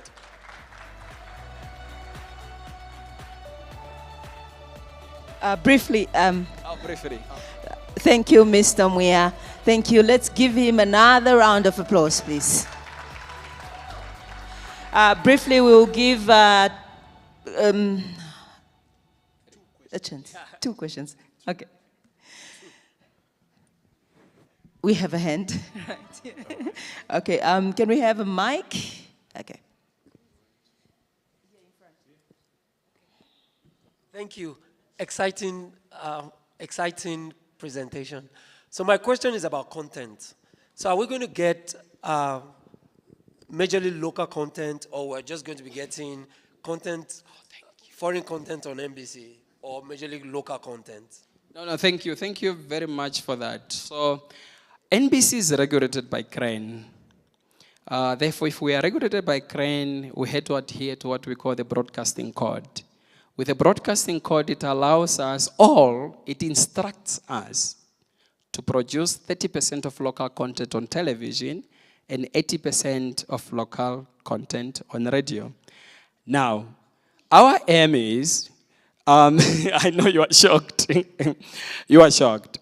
So our aim is basically to produce more than 50% of local content. We've done the KPIs because we normally do this quarterly report.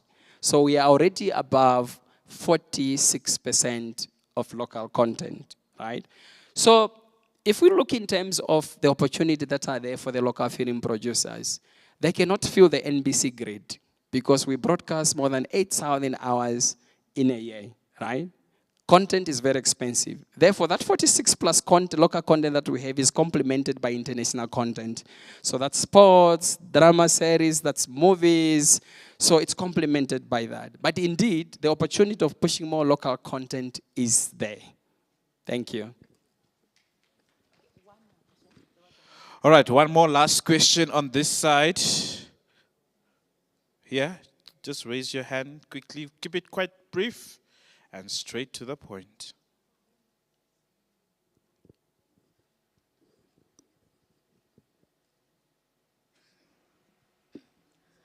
Thank you very much for the opportunity. My name is Salma Velegoshi. I'm a student at NAST. I'm doing telecommunications. My question is, you mentioned that you guys are planning to be hosted by a local data center, which will help to reduce bandwidth costs, right? So my question is simply, are you guys also planning to reduce the subscription fees so that we can, as students and unemployed, can also subscribe to your app? No, thank you, ma'am, for the question. The app is for free. You download it, you register, it's for free. We'll send you, the system is so intelligent, it will send you your username and your password. But currently, the username is set to default. That's your email address. So we'll send you the password. It's for free. It's not a commercial app. It's not a SVOD. It's a free app. All right, that concludes our Q&A session for that part. I would like to thank Mr. Muya quickly before we let him go. We need to give him a goodie bag. There we go. There we go. Just to say thank you. Oh, yes, there's an iPad where you can subscribe to MBC Plus.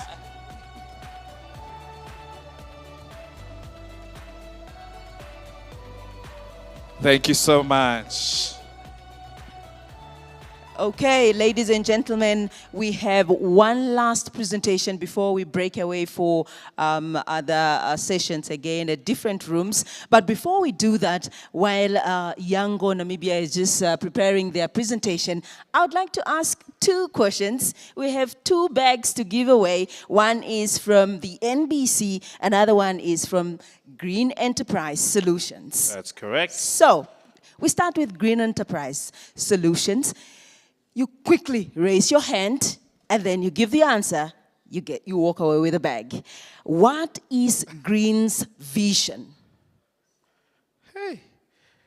Green's vision. Raise your hand. Okay, that's gone. Do we have a hand up? Yes, we hand up. All right, very good. Okay, now I'm timing it because we are Googling. Yes. You remember I told you guys, go and familiarize yourselves with the exhibitions. Yeah, exactly. And then you come back, we ask you a question. You'll be able to answer. Okay, please. Okay, thank you for the opportunity. Green's vision, by my understanding, is by understanding the sustainable development goals and producing the green environment. Thank you.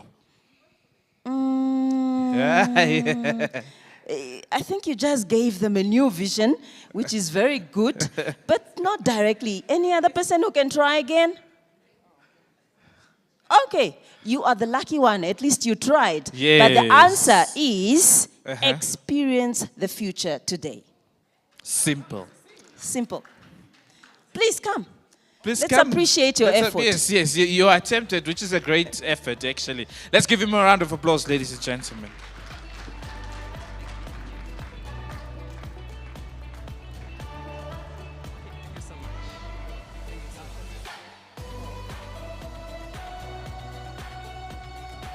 Well done. you. Thank you and congratulations. And then the next question is coming from the Namibian Broadcasting Corporation. Yeah, by now everyone should have subscribed, right, to NBC Plus. NBC provides radio connectivity all over the country. How many local radio stations does NBC have? Who's that? Who's that? No, black. No, the guy in black. Please stand for the sake of our virtual Afternoon. participant. My name is Bobby Kamati, and NBC has 11 radio stations. You are right. Wow. They have 11 radio stations. Please run to the stage. Can we Clap for cheer? him. Come on, come on, come on. There we go.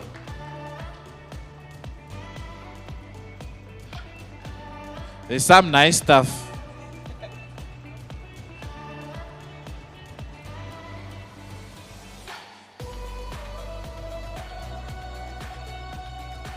Thank you. so Congratulations. Actually, that is a way to track if you are paying your TV license.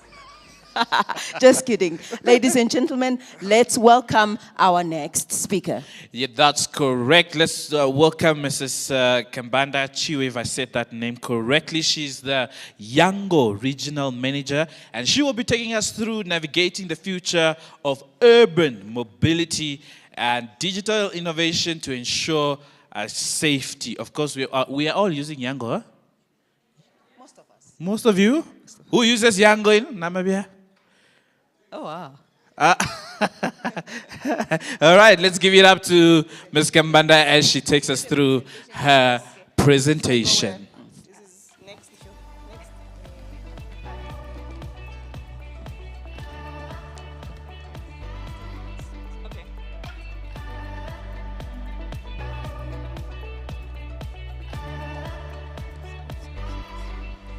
Good afternoon, everyone. How are you feeling today? You're good? We're not tired? Okay, good. I've been told I have like 15 minutes, so I should be quick in and out. So I've seen some hands of people that use Yango. How many people have heard of Yango? All of us. Can I ask all of us to please download the app after this? Okay, that's great. So I'll take you through a very quick presentation talking about navigating the future of urban mobility, digital innovations to ensure safety. So first of all, thank you for the opportunity to be part of this great conversation. As the rise of mobility channels in the digital platform grows, the question arises about what value do these platforms bring to our communities? But before we get into that conversation, I would like to tell you a little bit about Yango. So Yango is a technology company. We have presence in Europe, Middle East, and Africa. We have over 150 million users within our ecosystem, with over 300,000 enterprises that are powered by Yango. Ride-hailing is one of our flagship products. And with this product, we're present in over 34 countries, and including Namibia, where we launched over a year ago. And the market has responded really well to our service, and we're very excited about the opportunities for growth and launching more services on the market. We have 4 elements that help us provide the service that we know as Yango. We have the user app, which is the classic Yango app, that many of us will have on our phone if we have taken a ride on the application. Then we have Yango Pro. Yango Pro is the driver app that drivers use in their day-to-day operations. Then we have Yango Maps. We develop our own maps, our own routing, and our own navigation. And the 4th one is the partner portal. So in every market in which we operate, we partner with local transportation companies to be able to provide the service. So Yango provides the platform and the technology, and the partners provide the actual transportation service. So if anyone is interested in becoming a Yango partner, please see me after the presentation. Back to the question about the value that platforms such as Yango bring to our communities. The first one is affordability. So the fact that we're able to provide a service that is affordable to the market means that we're able to reach a wider base of the population. And with that growth in the demand, we're able to attract more drivers to the service. With the attraction of more drivers to the service, we then have what we call a lower ETA. An ETA is basically the amount of time that it takes for a driver to get to you when you make the order. So the lower it is, the more likely you are that you will use the service again, because it speaks to convenience and reliability. But the third and most important one is safety. So imagine this, you're on a traditional taxi that you found off the street. Drops you off at home, then you remember, oh, I left something in the car. How do you go about trying to retrieve that item? Yes? How? Because listen, when you're in a traditional taxi, you're probably not even going to ask the driver what his name is. You probably won't remember the registration plate number after the trip. And you might not even remember the make and model of the vehicle or the color of the vehicle at all, right? So it becomes very difficult to resolve those issues. But what if it's a more serious incident, like you literally had an altercation with the driver? What do you do in that instance? Come again? No, we're talking about traditional transportation here.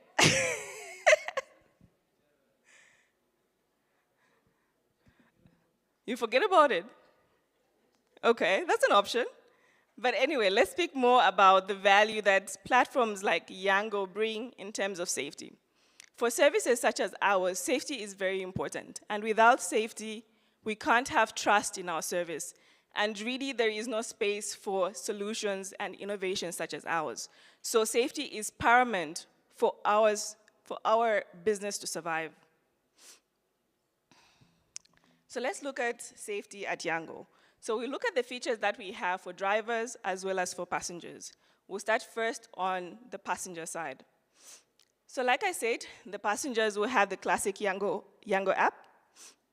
Within this app, we have various safety features. We have the verified driver and vehicle, display of driver's information, safety center, special incident support team, share route, trusted contacts, and driver rating. Now we're going to talk in detail about each one of these. So what do we mean when we talk about a verified vehicle? So this means that every vehicle that is onboarded onto the platform is vetted before it is approved. So we have a quality team that goes through matching the information that is provided by a driver in their profile to the actual vehicle that is submitted. So the driver will have to take pictures of their vehicle, and this will be verified. We'll also look at whether the vehicle is dirty, whether it's damaged, or whether there's anything in the vehicle that is broken that needs to be fixed. This verification is done once every 30 days. So in that 29 days when we're not doing the check, we rely on feedback of our passengers on the state of the vehicles that you're encountering. If a driver does not pass this test, they lose access to the service. Then we have a verified driver. Here, we're just trying to verify that the driver is allowed to be on the road, so they have a driver's license. And then number two, we're trying to verify the likeness of the person on the driver's license to the actual person that we see in the selfie. Then we have the display of driver's information.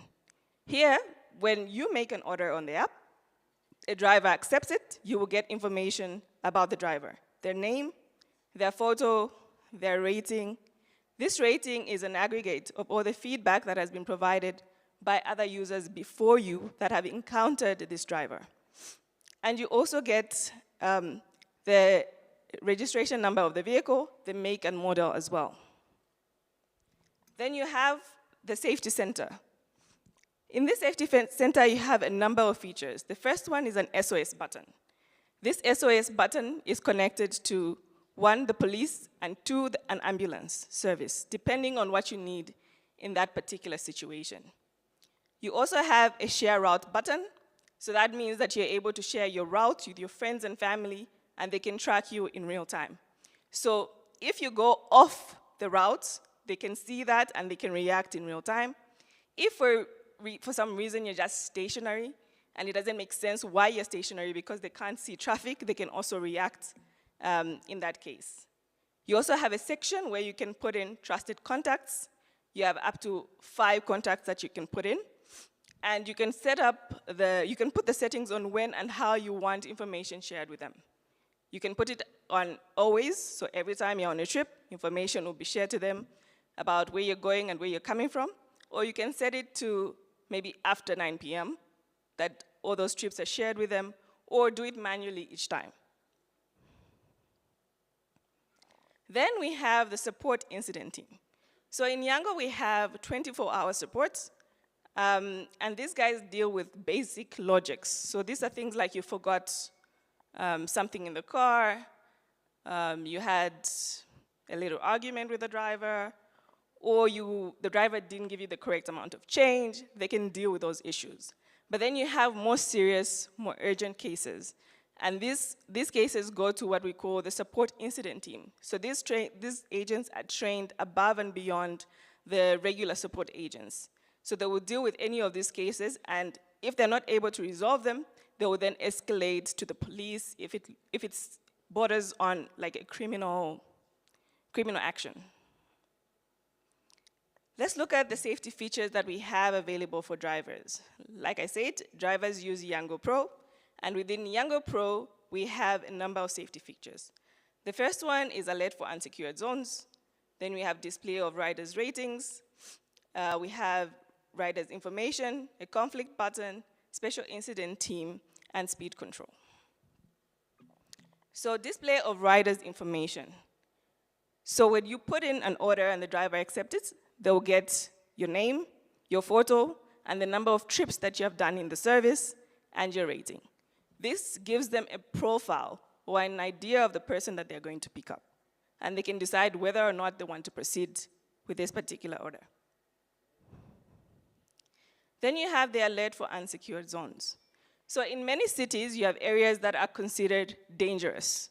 So what we do is that we mark out these areas, and if and when a driver gets an order from this area, they will get a notification that tells them that this order is coming from or to a dangerous zone, and they can choose whether or not to proceed with it. We also have speed control. So this feature uses GPS to track the speed of the driver against the data that we have collected in our navigator, which we use to build all our routes. So we have all the information about all the allowed speed limits on which routes. So if they exceed the speed limit, they will get a warning. And if they ignore it, then they can lose access to the service as well. Sorry.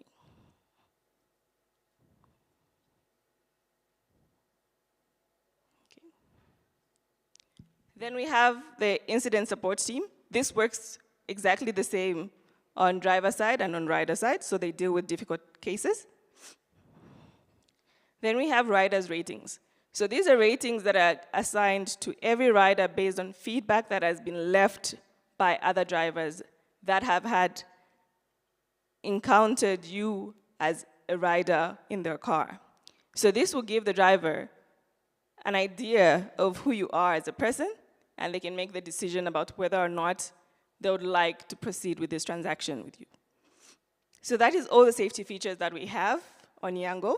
I hope this provided some insight about what we're doing in Yango to ensure that our service is safe for both users and drivers. And I'm happy to take any questions if there are any.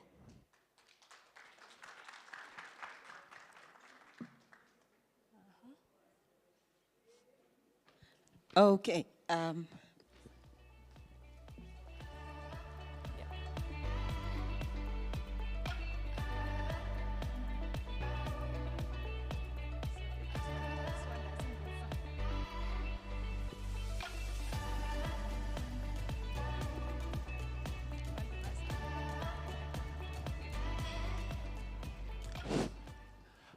Good day, ma'am, and lovely presentation over there. I just have a quick question. It's no secret that Yango is rising and rising rapidly, so I just wanted to ask if there's like plans to expand, let's say, to other towns. Yeah. Okay.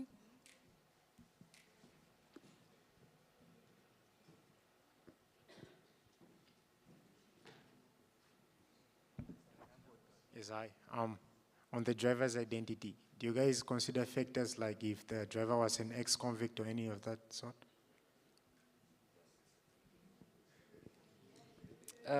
Thank you very much for that wonderful presentation. My question is around how you evaluate the cars basically, because I believe you have economy and then you have comfort.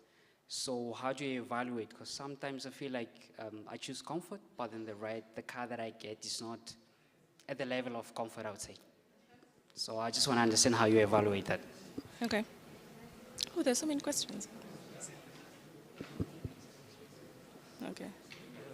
So I'll start with the question around the expansion. So yeah. Sorry, my last question. Having discovered that Yango is a European-based company, just wanted to find out that is Yango, because you presented that you also have a partner in government portal. I believe you have an agreement with the government before commencing business here in Namibia. So I just wanted to find out in terms of the agreement, how should I put this? The country where Yango is regionally from, if there is no chances of us being sanctioned or because we are in agreement with Yango, that's the question. Thank you.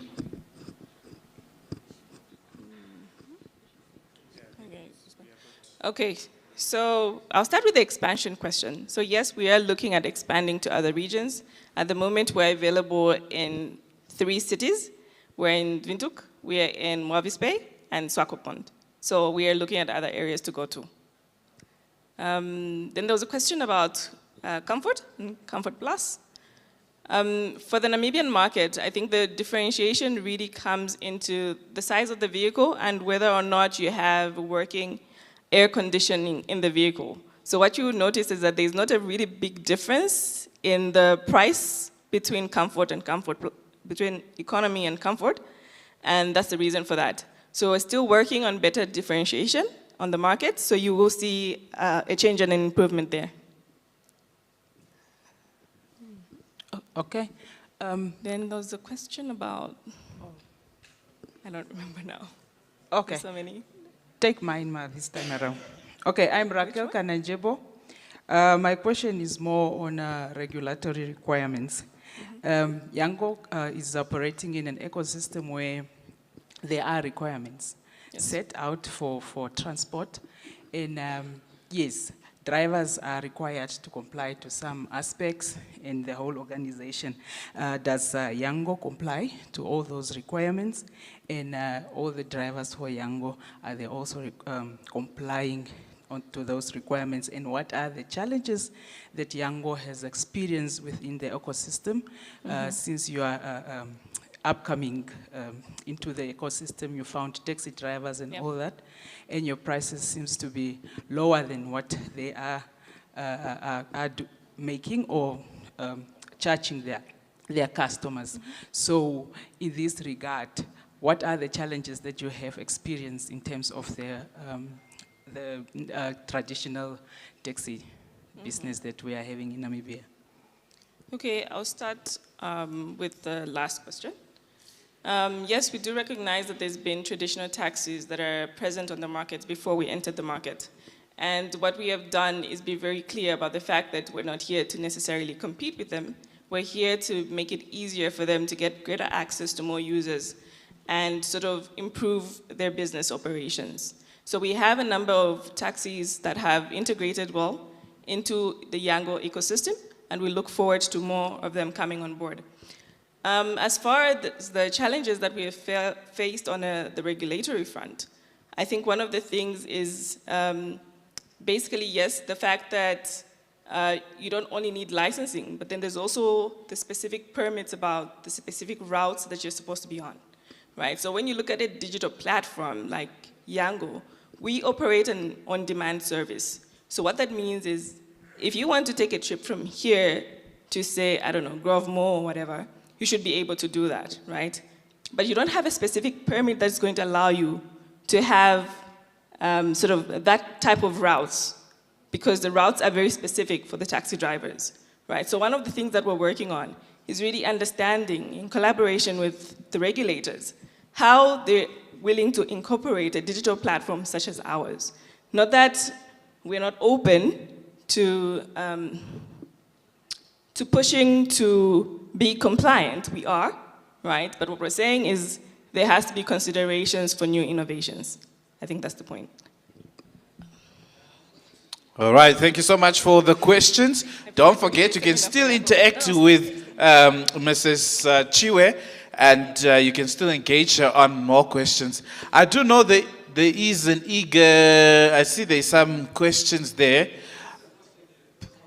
What was the question? Ex-convicts. How do you deal with ex-convicts? And the what? Okay. I thought I answered the conflict question. Yes, she answered the other one, but the convicts she can answer. Quickly. Yeah, quickly. Okay. So I'll try and quickly address the issue around the drivers. So at the moment, we give the opportunity to anybody that is interested in getting onto the platform, right? Now, when it comes to more security checks, that usually comes from the regulatory environment. So when you have a specific regulation for ride-hailing, it would stipulate within the regulation about who can be onboarded onto the platform. So basically, we don't necessarily work from a perspective of excluding people. We work from the perspective of providing a platform for people to earn if they're interested in doing that. So for example, in Zambia, we have specific regulation that states that if you're a convict and you've served more than 1 year, you cannot operate in ride-hailing. So we have that and we comply with that. So it depends on the regulation of the country. Well, that is loud and clear. Let's give Ms. Chiwe a big round of applause for that great presentation. I believe everyone is now appreciating their services. And when someone asks you, what are we referring to digitalization, just make use of Yango as an example. It's taxi that has been what? Digitalized. Yeah? Do you get it? So some people fail to explain what is digitalization. I bet when you go home, everyone's asking, okay, what are they speaking about? What is interesting? You tell them, this is the progress that the country is making in terms of artificial intelligence, in terms of digitalization, and that is Yango for you. Let's give her one more round of applause. All right, thank you so much.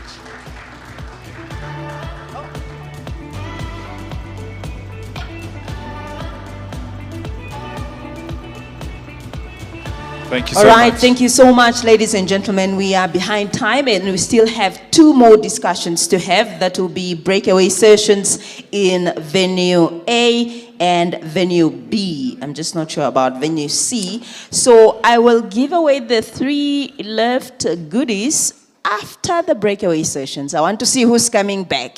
And then that is when we are going to close off today. So don't forget, again, let me just quickly remind you about the breakaway room so that you don't get confused and you actually know which one it is. I'm just trying to track here the corrections that I got this morning. Yeah, we are using a digital platform, so bear with us. It's coming. Are you there? Adapt or die. Oh gosh, a few of us are gone. Well, no, everyone is gone. Okay. All right, ladies breakaway, sorry. Yeah, no so breakaway A is Brandberg, yeah. Breakaway B is Hamsburg, and breakaway C is where we are. Breakaway D is Wakana at the Safari Court, just the building opposite. So we just have two, which is Breakaway A and B. So you must go to Brandberg and Gamsberg, just around here.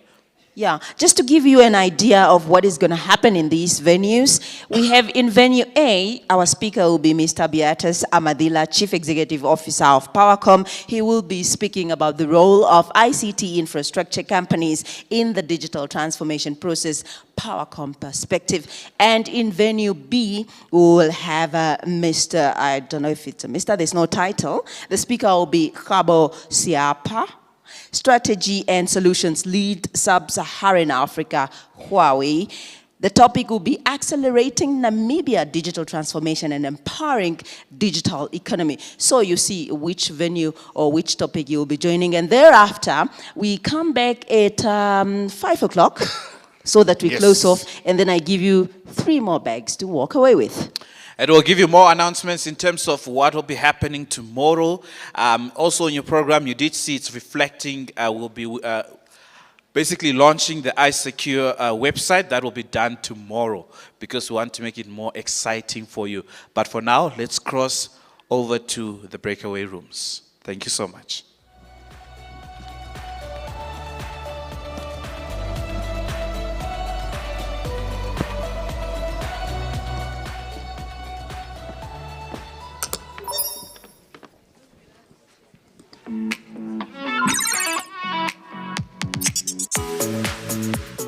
Oh, hi there. I am Zolt. I'm Zolt's customer service helper at your service 24/7, 365. Go groovy, baby. I'll answer your questions and point you to the right place or human to find the stuff you're looking for.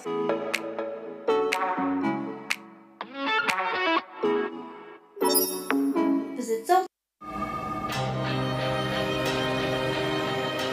Where were you when you heard about the drought relief program?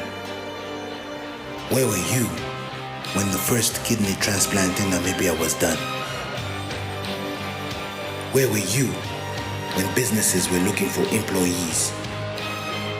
Where were you when the president announced the Harambee Prosperity Plan? Wherever you were, New Era made sure that you were informed.